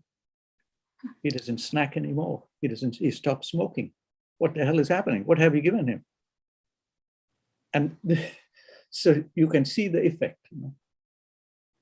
Yes, I have similar experiences with so many American clients.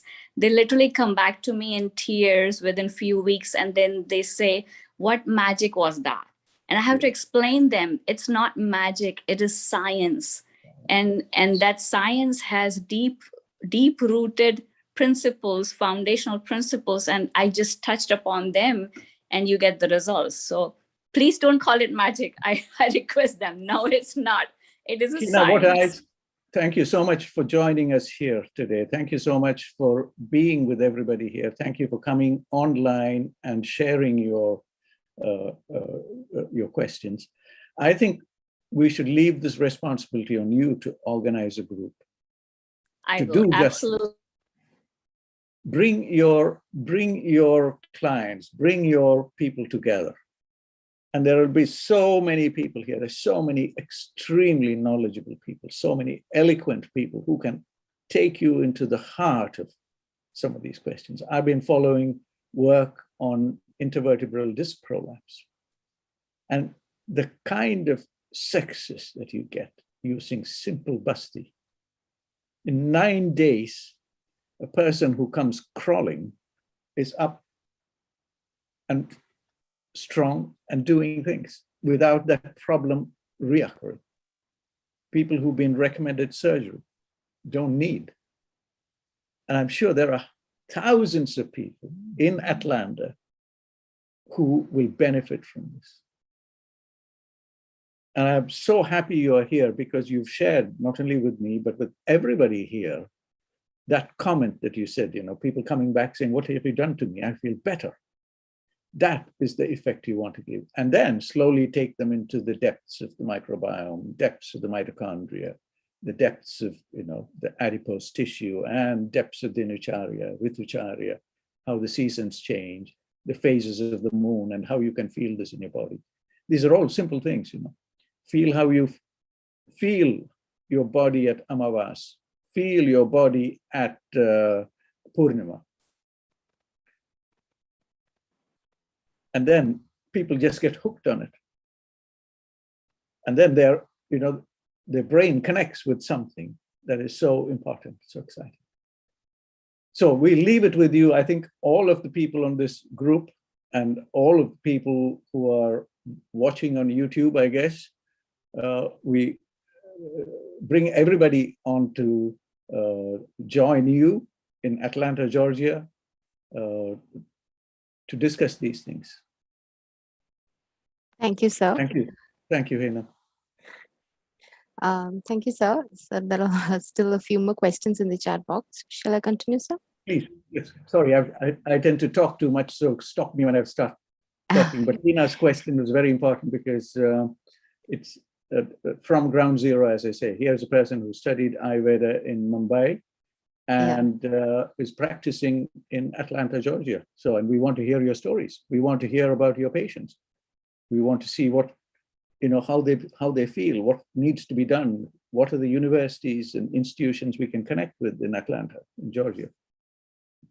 You are our ambassador, Hina. Thank you so much. Please, I'm going to do a little bit of PR work. Please look at our Ayush Valley website and please consider joining us at the Ayush Valley. And thanks to Coimbatore College for giving me a chance to advertise the Ayush Valley. Okay, Lakshmi. Yes, sir. Thank you, sir. It's always our pleasure. My thanks to Hina for this lovely question. And I hope I could convey a little bit, Hina. I have not touched on all the things, but I hope I've conveyed a little bit. Yes, sir. Thank you, sir. Sir, moving to the next question. So your recommendation or opinion about the present vaccination?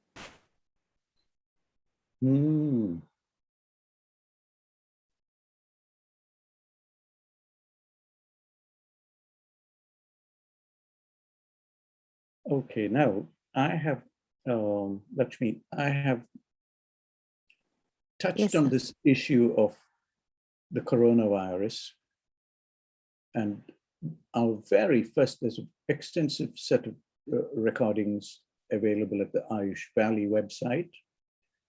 And one of our first webinars was on that question of living with, can we live with this virus? Okay, so my answer will come from that direction. And the answer will come from the direction of the fact that in our nasopharyngeal cavity, we already have about 4 strains of coronaviruses, 4 earlier strains before this existing COVID-19 strain. And they are there. The body has learned how to accommodate them, and we live with them.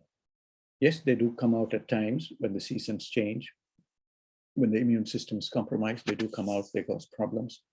Coronavirus symptoms are, again, most common. They've been known for a long time, that they appear around in the Northern Hemisphere around the winter months. So there is some knowledge already about coronaviruses and how to live with them. Now, the strain, what we have with this coronavirus, with the current COVID-19 strain, is an unusual one in that it has a strange specificity for a very important, and it uses the ACE2 acids receptor for entering cells. And ACE2 is a protein that's found in almost all the cell types in the body, varying levels in different individuals in different tissues. Now, that makes what we have today a very unusual strain. It pushes us to the limit, in that if we are careless and we let the viral load in our body increase to a certain point, then it leads to problems. So I'm trying to answer this question from that direction, so that the body is intelligent enough, and the strain that we have has an unusual the entry point, binding site and entry point into cells, which makes a lot of cells very susceptible to entry. Now, from an initial exposure to the virus to where it becomes a systemic disease is a long phase, okay? There are many things that have to happen between you exposing yourself to a virus, to the virus coming into your physical body, to where the virus then establishes itself in the body. There are many, many steps involved. And if we look at the way in which the virus comes in through the nose and through the, you will see opportunities for placing barriers for this virus to proceed any further. So the first important thing is mucosal immunity, and the mucosal barrier, just the physical mucin barrier that is there. And what can you do to improve health of those entry points? Are we doing enough? And is the vaccine, where is the vaccine helping you? The vaccine is not going to help you with those early physical barriers. What can you do to improve those physical barriers? And what are the messages that we have to prepare ourselves for the first few, the barriers that we have? So what can you do to improve the physical barriers to this virus? So what can you do to improve mucin health of your body? Are you compromised for mucin health? Let's talk about mucins. And what can Ayurveda offer? So the first thing that we know, and there's a lot of evidence now in Tamil Nadu, you have your Siddha people who have been using two formulations, Kabasur Kudineer and Nilavembu Kudineer. And within that is Andrographis paniculator as a Nilavembu, as a very important formulation. Now, what is Nilavembu? Nilavembu, and if you look at the Rasapanchak of Nilavembu, it is very rich in that bitter principle. Okay. Now, if you then try and connect the bitter principle with the logic of bitter receptors, you start to see how you can prepare your body and why those results claimed by the Siddha people in Tamil Nadu have to be believed. There is a lot of evidence now from the Siddha, Central Institute of Siddha, about how they have treated people, with Kabasur Kudineer, Nilavembu Kudineer, and symptomatic patients, PCR positive patients who've been treated and who have recovered in a few days and who have gone back to perfect health. Are we spending enough time looking at that data? I think we are not. Partly because the people who are practicing are held back by mostly a language barrier. You know, they're all practitioners who are fluent in Tamil. I would recommend we look at those areas. And the biology, as I said, of bitter principle is very exciting. Again, I've presented all this in earlier presentations. I can send you the links to share with people who want to know more. If you look at the bitter principle and you look at the way it works, you will find there are bitter receptors. And these bitter receptors are found, just like the ACE2 receptor, they're found in almost every part of the body. And the moment, with many of the cell types, the moment you offer the body a bitter principle, it activates, it binds to the bitter receptors, and it activates that whole signaling pathway, leading to a new biochemistry and cell physiology. It leads, that new physiology leads to new tissue physiology. That new tissue physiology leads to new organ physiology. And that new organ physiology leads to a new whole body physiology. And those emergent physiologies then can offer you a kind of resistance that the vaccines don't. Now, we are seeing vaccines. We are seeing vaccinations going on at huge numbers across the world. Israel is one example. We see a lot of breakthrough infections, people who've had 2 doses, and the virus is still able to come through. What is happening there? I'm not saying the vaccines don't work, but we are missing out some of the other aspects of physiology that we should be taking into account. Yes, vaccines work. Don't be foolish. Still maintain those recommended physical distances. Don't go to crowded places. Stay in fresh air. Eat well, rest well, because they're all aspects that will help improve the adaptive and, more importantly, the innate immune system. Are there things you can do to improve the innate immune system, of the first point of contact of a virus that comes in through your breathing? The adenoids. The Siddha people have a formulation that they use like a sniff. They use it as a sniff. It's something made out of arsenic. Now, with arsenic, we know that the mode of action can activate many aspects of the resident immune system. The innate cells can be activated. The problem is it's not standardized. The problem is the biology still awaits attention. So why aren't we looking at those aspects? Why aren't we looking at Katu Tikta Rasa and the innate immune system? Why aren't we looking at our samhitas to understand Katu Tikta Rasa and aspects of Vyadik Chamatva? And why are we giving this overemphasis on vaccines when we have a lot of things that we could easily be understanding better? So that is my take on the vaccines. Vaccines are very exciting. Vaccines have helped communities in the past. But are we doing enough on looking at other aspects of our human physiology that might equally well provide a barrier, a hugely important layer of protection, along with, of course, maybe masks, maybe whatever other things that are being recommended. There's a Swiss cheese model for this that's available. I think it appeared some time back by an Australian epidemiologist. And he talks, the more the number of barriers that you can put in, the better the protection. We have to learn to live with this virus. It's going to be here with us forever.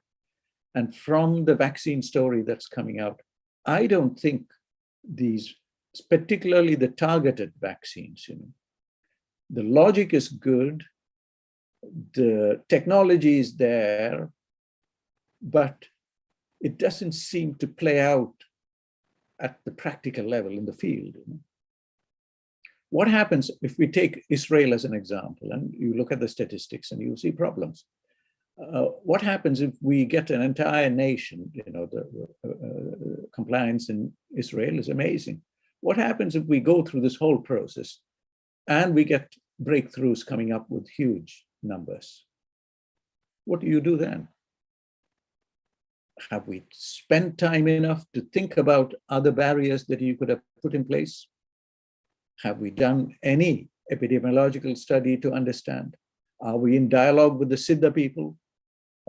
Sometimes I feel we should have them on the platform here. You're fortunate that the group of institutions the group that you're connected with has a Siddha interest, and maybe we should have an event there to understand the fine details of Kabasur Kurinir, Nilavembu Kurinir, optimizing the procedures and seeing what it does to those physical mucosal barriers, what it does to the innate immune system to provide you frontline resistance. All of those frontline resistance steps have to be broken before you can get enough viral inoculum to start to affect other parts of the body. So in brief, it might seem we are so extremely unhealthy as a population that all those barriers are missing, and the virus just kind of walks through the whole system. And on top of it, we are careless. Yes, I know people have to go to work, etc., etc. The Siddha man in Gandhinagar in Adyar says people come and get this arsenic formulation from me. They just use it as a sniff early morning and evening, and it works. Here at the University of Edinburgh, they are doing Jalneti, very simple Jalneti as a procedure for management of early symptoms. And it says the problem goes away. Just wash your nostrils using a standard Jalneti procedure, morning and evening, and you can contain the virus. So how come these are not part of our dialogue? And it's just vaccines that are part of the dialogue. So this is my disappointment with that vaccine story. I don't say they don't offer a benefit. We have a choice of vaccines, for instance, the DNA vaccines, we have RNA vaccines, and we have something like the Bharat Biotech's the Covaxin. How come Covaxin is not on the recognized list of vaccines? What is the reason for that? So we have a lot of issues here that needs to be understood. You know, if you want to travel in Europe, you have to show a vaccine passport now. And Covaxin, which is the inactivated virus, is not recognized as a vaccination process. So there are a lot of biases in our the entire logic of that vaccination approach. And I feel as a group, we have to address this. And we need to find better answers to this, because we have to live with this virus. And what is coming through, breakthroughs are not acceptable. There is nothing which says that you've been double vaccinated and you won't get infected. The vaccine companies don't, the vaccine providers don't guarantee that. Yes, vaccination programs is a community level program. It will reduce the chain of infection. That is what it does. Vaccines are not going to protect you.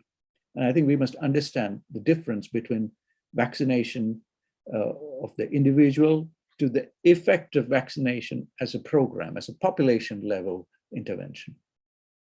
But it seems the price we are paying for that is not acceptable, in that we have a lot of thromboembolism cases. The recent one was a radio presenter here in the UK, 43-year-old lady in perfect health. She had the vaccine and died. And the court has went to court. The court has ruled it as negligence on the part of the vaccine provider. It's a very recent news. This was about less than 5 days ago. The name of the reporter is Miss Shaw, S-H-A-W. And I feel as a community involved, particularly as a community that is involved in human health and the medical profession, we are not doing enough. We are not doing enough to debate this and present these different views. I have touched on a very small number of views, points here. There are many more, but that question is a very valid question. I have answered it from my perspective of the fact that we have to live with this virus, and we have to learn how to withstand this virus. Vaccination is only one of the layers of protection, and don't depend on it completely. The whole idea of the vaccination program was to bring about a community level effect, which is what it's doing now. And there are claims that you may not have those severe symptoms, which is understandable because you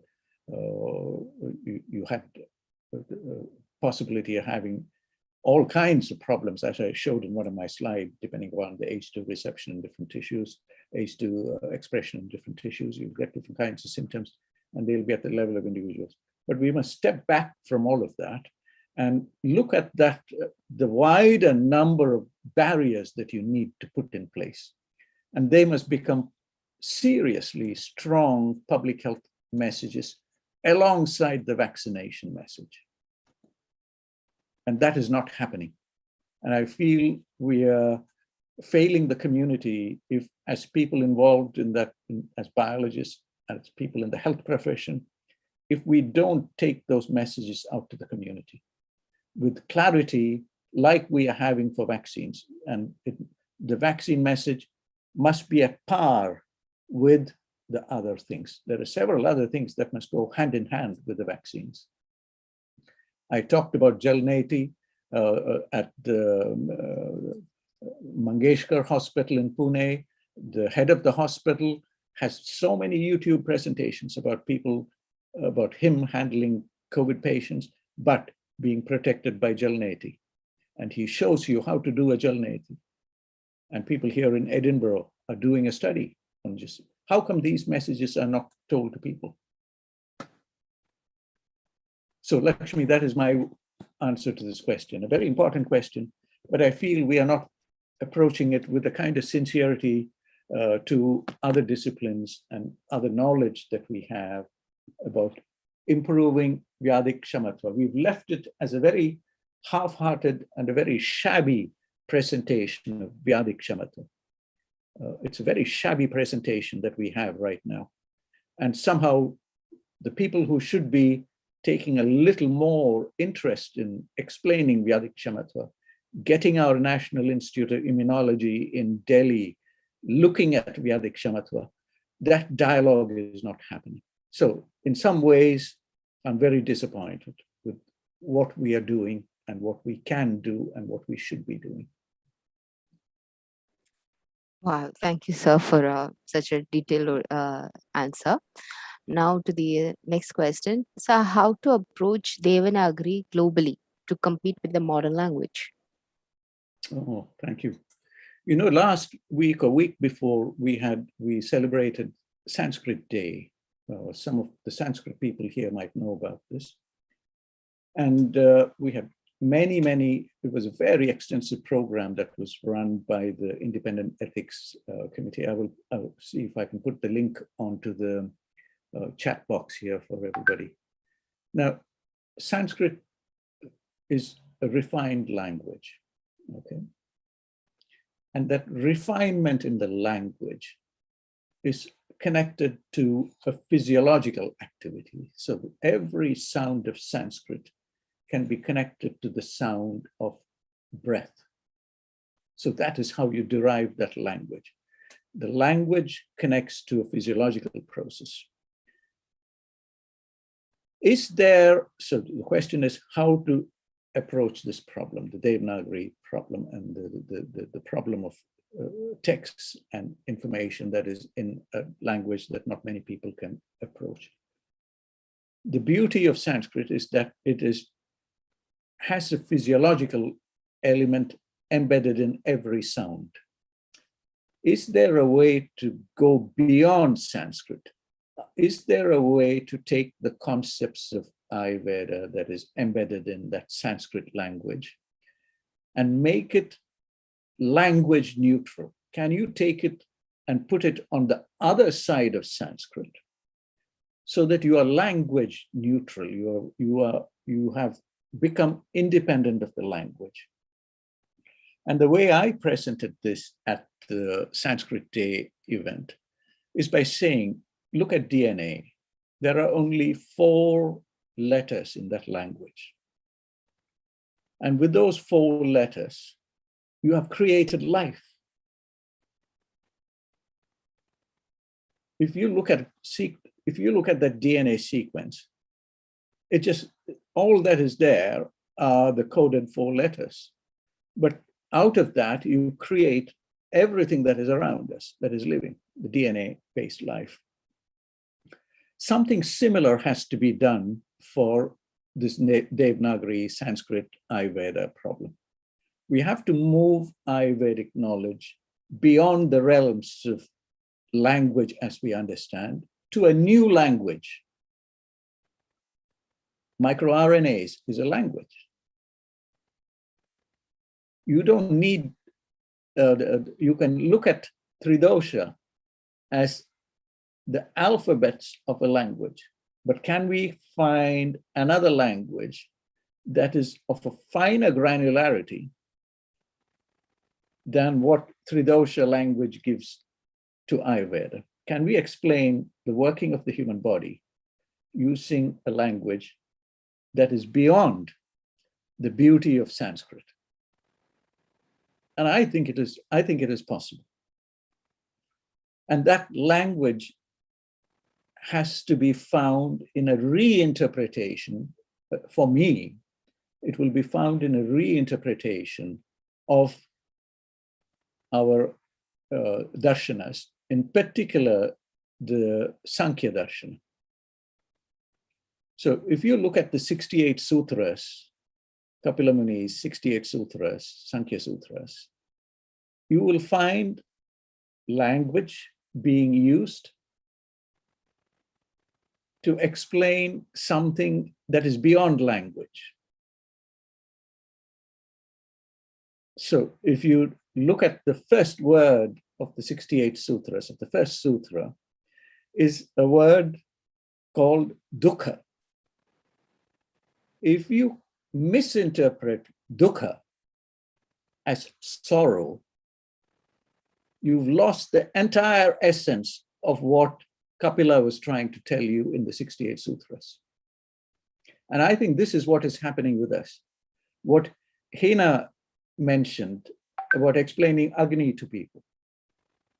How would you explain Agni to somebody who's sitting in Atlanta, Georgia, who doesn't even know where India is? How do you explain Agni to this person? I cannot give them Charaka Samhita and say, start reading Charaka Samhita, then you understand Agni. No, you have to find something else. You have to explain it using physiological, something that they understand. You have to explain it using breath work. You have to explain it using something else and an effect that they can feel. And I think this is the way out of this Devanagari and Sanskrit challenge that we have, that Ayurveda has locked itself into a difficult problem. It has locked itself into a situation where it doesn't know how to explain itself, and it doesn't know how to introduce newcomers into this knowledge. And Hina gave it so nicely when she said, you know, how am I going to explain Agni to people? How do I explain this whole thing to somebody who has no idea? I'm interacting with somebody in Stina Anderson. Stina might be here with us on this meeting, and Stina is in Sweden. Hello, Stina, if you're there with us.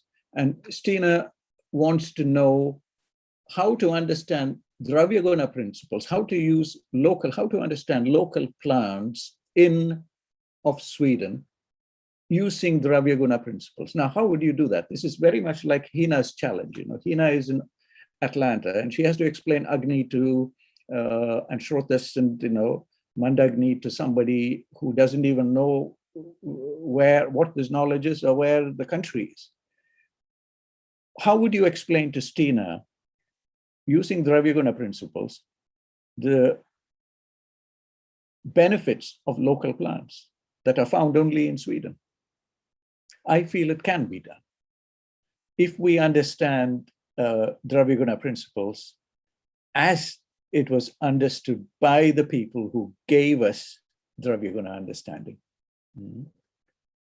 And I don't know how to do this, but there is a way out. And I feel that way out is through mathematics. I gave you that example of frolic coherence. If you look at that, for people who want to go back and view the recordings, if you look at frolic coherence, you will understand some aspect of biology. He calls it biological coherence or frolic coherence, about how the body is held as a coherent system, and how we can understand dhatus as subsystems in this coherence, in this entirety. How we can understand shrotas based on frolic coherence. and how we can understand Agni. So we can move away from the Sanskrit descriptions to descriptions in mathematics. And you will see how we can present some of those complex ideas. You know, there is a complex idea, it's known to all the Ayurveda people here about avarana. Avarana. How do you explain avarana? And how do you explain it without language? Avarana is a very confusing concept. How do you explain avarana without using the complexity of the Sanskrit language? Can it be done? I feel it can be. And you can use very simple aspects of algebraic topology. You know, there are many aspects of mathematics. It's such a well-defined field. And you will see within that a way to describe avarana. You will then see how that operates within the human body. And there are so many such ways in which you can start to explain concepts like this. So if we stay in the world of Sanskrit, we will find it difficult. But if we move away from that world of Sanskrit, but to use the Sanskrit as a stepping stone to move away. If you take the 68 Sankhya Sutras, you use the sutras and your understanding to visualize Sankhya Sutras, to visualize what the sutras are all about. Then make the mathematics of Sankhya Sutras. And then you can explain everything. You can explain the mathematics of the Mahagunas, the 3 gunas. You can understand how the gunas are held together and how you get avyakt, and how when the gunas separate after a certain mathematical limit, you start to differentiate, and how you get vyakt from avyakt. And then you can work on to the next step of seeing how you will explain the formation of the Panchabhutas based on the concept of somewhere in energetics, you have some way to explain the concept of Panchabhutas based on Panchabhutas. You can see how those levels of energy can start to interact and give you the 3 doshas. And once you get 3 doshas, it's easy to see how you can start to make life. You don't need a language to explain that. You can just visualize this.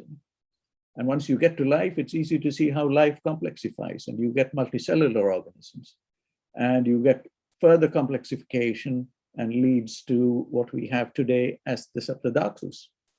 When you have Saptadhatus and 3 doshas, you can start to see and you can start to understand Kriyakala, Shad Kriyakala. There is no other way you can arrive at disease other than the 6 steps. You can then understand the concept of Shrotas. You can then understand the concept of the Mula, the Marga, and the Mukha of Shrotas. You can understand Shrota Dushti. You don't need language for this. The problem is we get too trapped in Sanskrit and the beauty of Sanskrit and the power of Sanskrit, then we don't know how to get out of it. And we have to get out of it to arrive at this problem of trying to explain principles without using Sanskrit. So Lakshmi, does that make sense? Of course, sir, every word. Thank you, sir. I would like to inform the participants that since there is a shortage of time, there will be time for only one more question. It's already 10 p.m. here, sir. So can Oh my God, sorry to keep everybody there. I started at 7. It's Yes, almost 10 o'clock. Yes, I it's want- already. Okay, sir. We still have a few people. I'm happy to take a few more questions. Yes, sir. We can have one more question, sir. So can we call single herb as generic outside of Indian market? For example, like Ashwagandha, Shatavari, Guruji. Can we call them as generic outside Indian market? You know, okay, it's a good question. Let me see how to answer this best. Every society has evolved. They have understood the local plants and the environment and how to live in harmony with the local environment and the plants. And we have understood ashwagandha, we have understood guduchi, we have the richest pharmacopoeia of the herbal plants. It is maintained in Bangalore at the Transdisciplinary University. If you look at their ENVIS database, ENVIS plant database, you will see approximately 7,000 plants with the vernacular names, etc., etc. And it's the largest collection of medicinal plants documented and available online. So these are plants known to us in India. And that knowledge and that understanding came out of many millennia of work on these plants. Okay. So we have understood something, and that is safe for us. Do you know? We know how to use it. I talked about aconitum. We know how to use it safely using Shodhana procedures, and we know how to use it. And it's part of our culture now. People who visit us from around the world experience the benefits. And they take these things back to wherever they do and benefit from it. But there are people in those lands, like what Hina said, you know, in Atlanta, Georgia, or in Sweden, or in Denmark, or wherever, you know, people who have not experienced and who feel these are strange plants. You know, they're alien plants. They don't come from our land. And that is a fair criticism, and that's a fair point. And that needs to be addressed. And so what Europe has done, it has put, this is particularly in Europe, I think the regulations are slightly different in America. In Europe, what they have said is, if a plant has been used safely, if you can provide evidence of safe use of any plant for 30 years in Europe, then you can do whatever you want with it. Approximately, that's the ruling here in Europe. And I think it's fair. If we can provide evidence that it's been used safely in Europe 30 years, then the regulatory authorities don't have a problem with it. It can be used as off the shelf. It is available now with the growing internet and access. People can order this from anywhere. You can sit in the middle of France and you can order things from India, and DHL or FedEx or whoever will deliver, DPD will deliver it to you. Yes, it will be checked at the customs as it comes into the country, and they might stop and question or dispose of it depending on the country, because every country has slightly different rule. The European Commission only offers recommendations. We have to appreciate that, and at the same time we must also appreciate that these single herbs, especially as a dravya, can be detrimental too, even in India. If you overdo some of these things, they can give you problems. You need to understand how to use these herbs. So we call it a herb, we call it a plant, we call it a brainless plant. It's just another plant. It's just that green leaf stuff. But if they are abused, if you don't know how to use them, they can cause problems. So there are many aspects of all of these plants. Kabasur Kurnir, I said, it's a standard formulation. If you ask the Siddha Vaidya, he will tell you that this is how you should use it. You can't just go and use it at random. And that knowledge is there in the community, but somehow that knowledge is a very specialized knowledge even today. It is in the hands of very small number of institutions. And to take a plant and to make it a generic, I feel is not the correct thing. To make ashwagandha generic, I don't think I don't think it is fair. A lot of people will hate me for making this comment because, you know, it's it's at the very heart of so many businesses. But every herb has its benefits and it can cause problems too.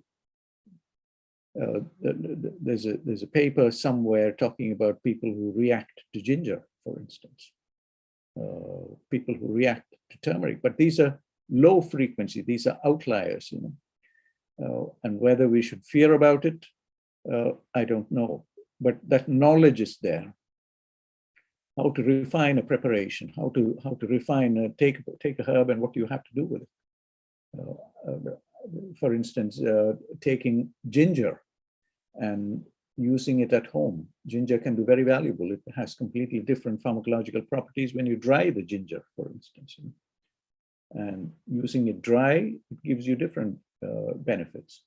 But if it is lazily described as ginger instead of shunti, then we lose the story completely. It doesn't do what it's meant to do. And this is the case with every plant. Any dravya has to be treated with caution because you are also panjabhutik. Anything that you chuck in also has an effect on it. And if we go to the level of the subtle dimension, which is in terms of frolic coherence and all of those aspects, it is even more frightening, the effects that plants can have. You don't even need to ingest them. You just need to carry it in your pocket to get the pharmacological effect, to get a therapeutic effect. So there are many areas where our discussions and dialoguing must be more evolved. We can take any simple herb, a kitchen herb, you can take jeera and give a therapeutic effect. You can take coriander and you can get a therapeutic effect. You can take, everybody talks about turmeric. Are we using it correctly? Is combining turmeric with milk, is that the correct way to have turmeric? There are many aspects like this where we have to be a little more, and I don't expect people, the common man, to be able to discuss and debate and arrive at the fine details. But at least we who are learned and can see at different levels within this complexity, we must be able to at least phrase these dialogues better.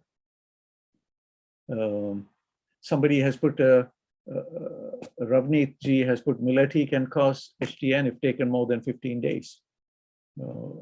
Turmeric in large doses. Ravneet ji, namaskar. I don't know where you're joining us from, but thank you for highlighting these things. I don't know where, Ravneet ji, I don't know where you are, but thank you for putting these comments in here. So Draviguna is a very sophisticated discipline, and somehow it is taken very lightly by, a lot of people take it very, very lightly. When I talk to some senior Vaidyas, they talk about the guna of the desha. If I grow erindum in Gujarat and I take the same variety, India is the world's largest producer of castor oil, okay? And we have a castor special research institute. ICAR has a special research institute only for castor. If you take the same seed, same variety, I can test it at the DNA level and show it's the same variety. I take the same seed, I grow it in Gujarat, I grow it in Maharashtra, I grow it in Karnataka, I grow it in West Bengal. The tail, the erinda tail, the oil will have different gunas. Now, at what level do we decode guna? The guna of the desha will be seen in the oil, extracted from the same plant, the same variety grown in different desha. And this is described well in our samhitas, but are we understanding it correctly? And are we interpreting it correctly? Are we doing enough to advance that science? Ravneet, thank you so much for sharing your contact details. I hope I have satisfied, answered, and I've touched the kind of expectations that you had, because you have raised very important points about turmeric here and so many other aspects about dravyas. I feel this is what I wanted from Hina in Atlanta, that we come together as a group and we discuss these points. And when there is more dialogue, more discussion, more exchange on Twitter, more exchange on Facebook, and you connect with new friends, whether it's from Australia, whether it is from Europe, whether it is from India, we come together as a group, then we have a network. And this is the whole point in the United Nations Sustainable Development Goals, that science and society events that'll happen here in during the United Nations General Assembly. That there is a new community that is forming using the resources that we have. People from Africa, people from South America, people from India, people from Russia, everywhere they're connecting, like-minded people. And it is a very powerful movement that is happening. And on to that, with communications and systems like this, we can add so much more. People don't need to travel anymore, but we can share so much information and exchange. And we can do telemedicine, teleconsultations. There are ideas sitting in India who can look at a patient and say, well, what will you do here? You just need to point your web camera to their skin and say, well, what do you have here? We have some problem that can be treated using whatever. And we've solved the problem. And I feel this is the future. So the question that led me to this long exchange was a simple question. Can we use a single herb as generic? Yes, you can, but a single herb is potentially dangerous too. And it has to be treated, I say it has to be treated with respect. Understand the herb. I'm almost to a point where I feel apple can be dangerous for some people, but a different variety of the same apple will work for the person, where apple variety A might not work. And these are trigger foods. We don't know what it is. We haven't understood fully those fine details about these foods, those sukshma aspects of the subtle aspects of. Okay, sir. Thank you, sir, for those wonderful explanation, like really growing into the grassroots level for their explanations. I feel, if I may, I feel the college in Coimbatore must become a nucleus for this activity, for bringing the whole world together,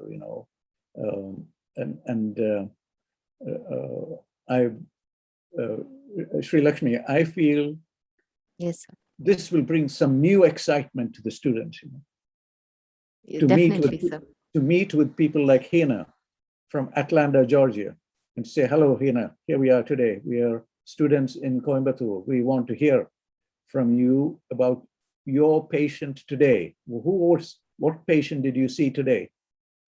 And why did you treat this patient the way you treated?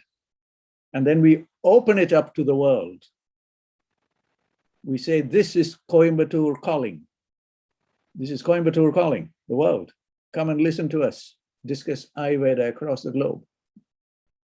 So Sri Lakshmi, I feel you have enough student power there, and you have enough young brains there who can make this happen in no time.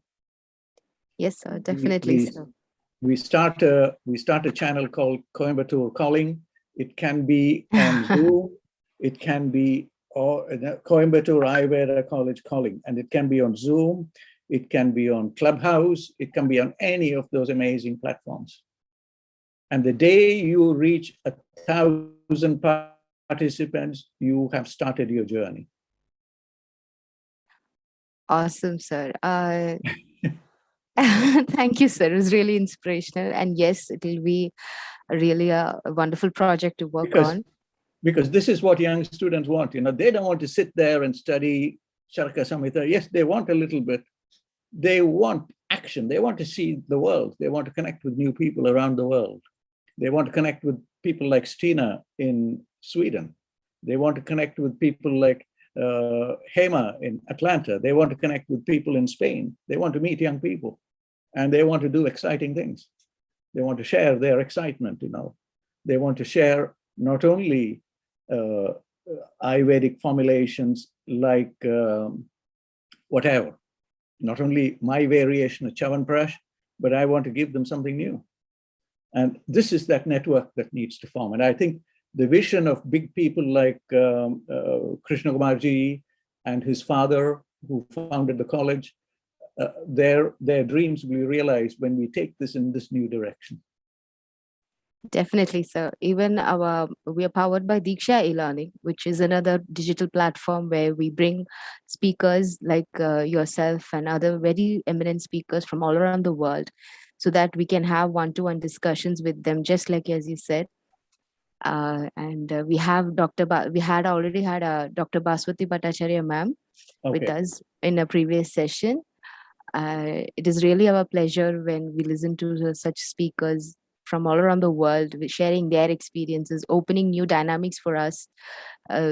Being young Vaidyas like myself, when we come out to the world, we are really like little chicklings. We don't know how to fly, or we don't know what to do. But with your guidelines and the proper inspirations, like your words today for today's session, this will really guide us through that. Thank you, sir.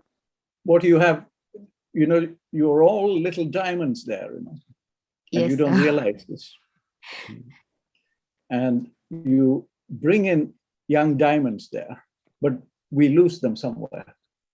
And we need to find out how not to lose them and how to really cut them into the diamonds for the future. And it is that cutting process that we need to learn. And occasionally we do have to hit them with Charaka Samhita on the head, but then we must cut them differently. We got to hit them with, occasionally we got to knock them on the head with nirukti of simple words. We got to really push them down to the limit. They have to understand, they must understand the principles of Sanskrit. We cannot leave them. They have to understand Dhatu and Pritya. They have to understand how words are formed. But they must also have fun. They must connect with people around the world. Completely understand. Anyway. Even diamond has to go through pressure to become a diamond. Anyway, I have enjoyed, especially the last session, Lakshmi. Thank you, sir. I can see a raised hand there. I don't know who that is. Yes, sir. That's our beloved Hina ma'am with us. Hina, please. Yes. Yeah, it's me again, sir. I just wanted to add to your comment about diamond. When I passed out 2001, those who are, I'm still in contact with my batch of Ayurveda Acharyas, hardly 10 to 15% are practicing authentic Ayurveda. I'm proud to be one of them, but Lakshmi, please take it from me. We need to do better than that. We cannot go modern medicine and start prescribing antibiotics. And as sir very rightly said, yes, College of Coimbatore can be a nucleus to attract all the best of best in Ayurvedic profession, even those who are upcoming, even those who are students. We were not that fortunate to have authentic knowledge in certain ways. No one or no system to be blamed. But now you have the best of best opportunities, best of best mentors. And I'm always here for any connections needed. Thank you, ma'am. Thank you. That was really a good opportunity that you have opened for us. Thank you, ma'am, once again. Yes, sir. Lakshmi, before I go off, I wanted to copy this chat into our into my notes. I'm not able to copy over the chat because I want Ravneet's contact details. One second, sir. The chat has been recorded, sir. So will you share me the chat? Yes, sir, sure. I will ask the organizers to share it with you. Because there is some some details. Let me just quickly run through the, let me just look through. Okay, I see Anupama has joined us. I don't know if this is Anupama from Cortical. Maybe Anupama has a question. Sri Lakshmi, you are the, Yes, you are in, I'm just taking over here. You got to stop me and say that's the end of the program if you want me to stop this. It's okay, sir. Otherwise, I just, any more questions? I think there is no more questions, sir. There's a new message here from Durga Prasad. Durga Prasad, namaskar. Thank you for your comment. There's somebody from Sri Lanka here. Yes, sir. Awesome. Very nice. So Thank this you. is what COVID has done. One thing good, that it has connected people from all around the world. Yeah. Wonderful. Yes, ma'am. Yes, sir. So with that, we come to an end of today's discussion session. With a heavy heart, I must say that the discussion is ending here because there are still a lot more questions pouring in with a lot of comments. Hours have passed, but still, I think what they say is true. Time flies when you're having fun, and we had fun learning with you, sir, today. So thank you, sir. It was really inspirational, and I speak on behalf of all the participants who have joined us. What I'm going to do, I'm Yes, just sir. putting my email address and WhatsApp number if people want to contact. Sure, sir.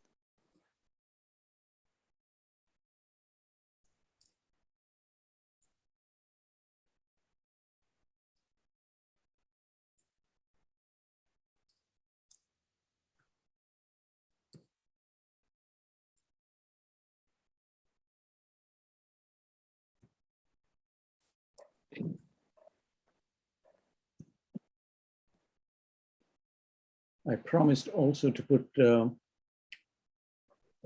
Baswati Bhattacharya's book, Everyday Ayurveda. Hema, could you locate that book? I have put it to the independent research ethics. Yeah, let me do that right away.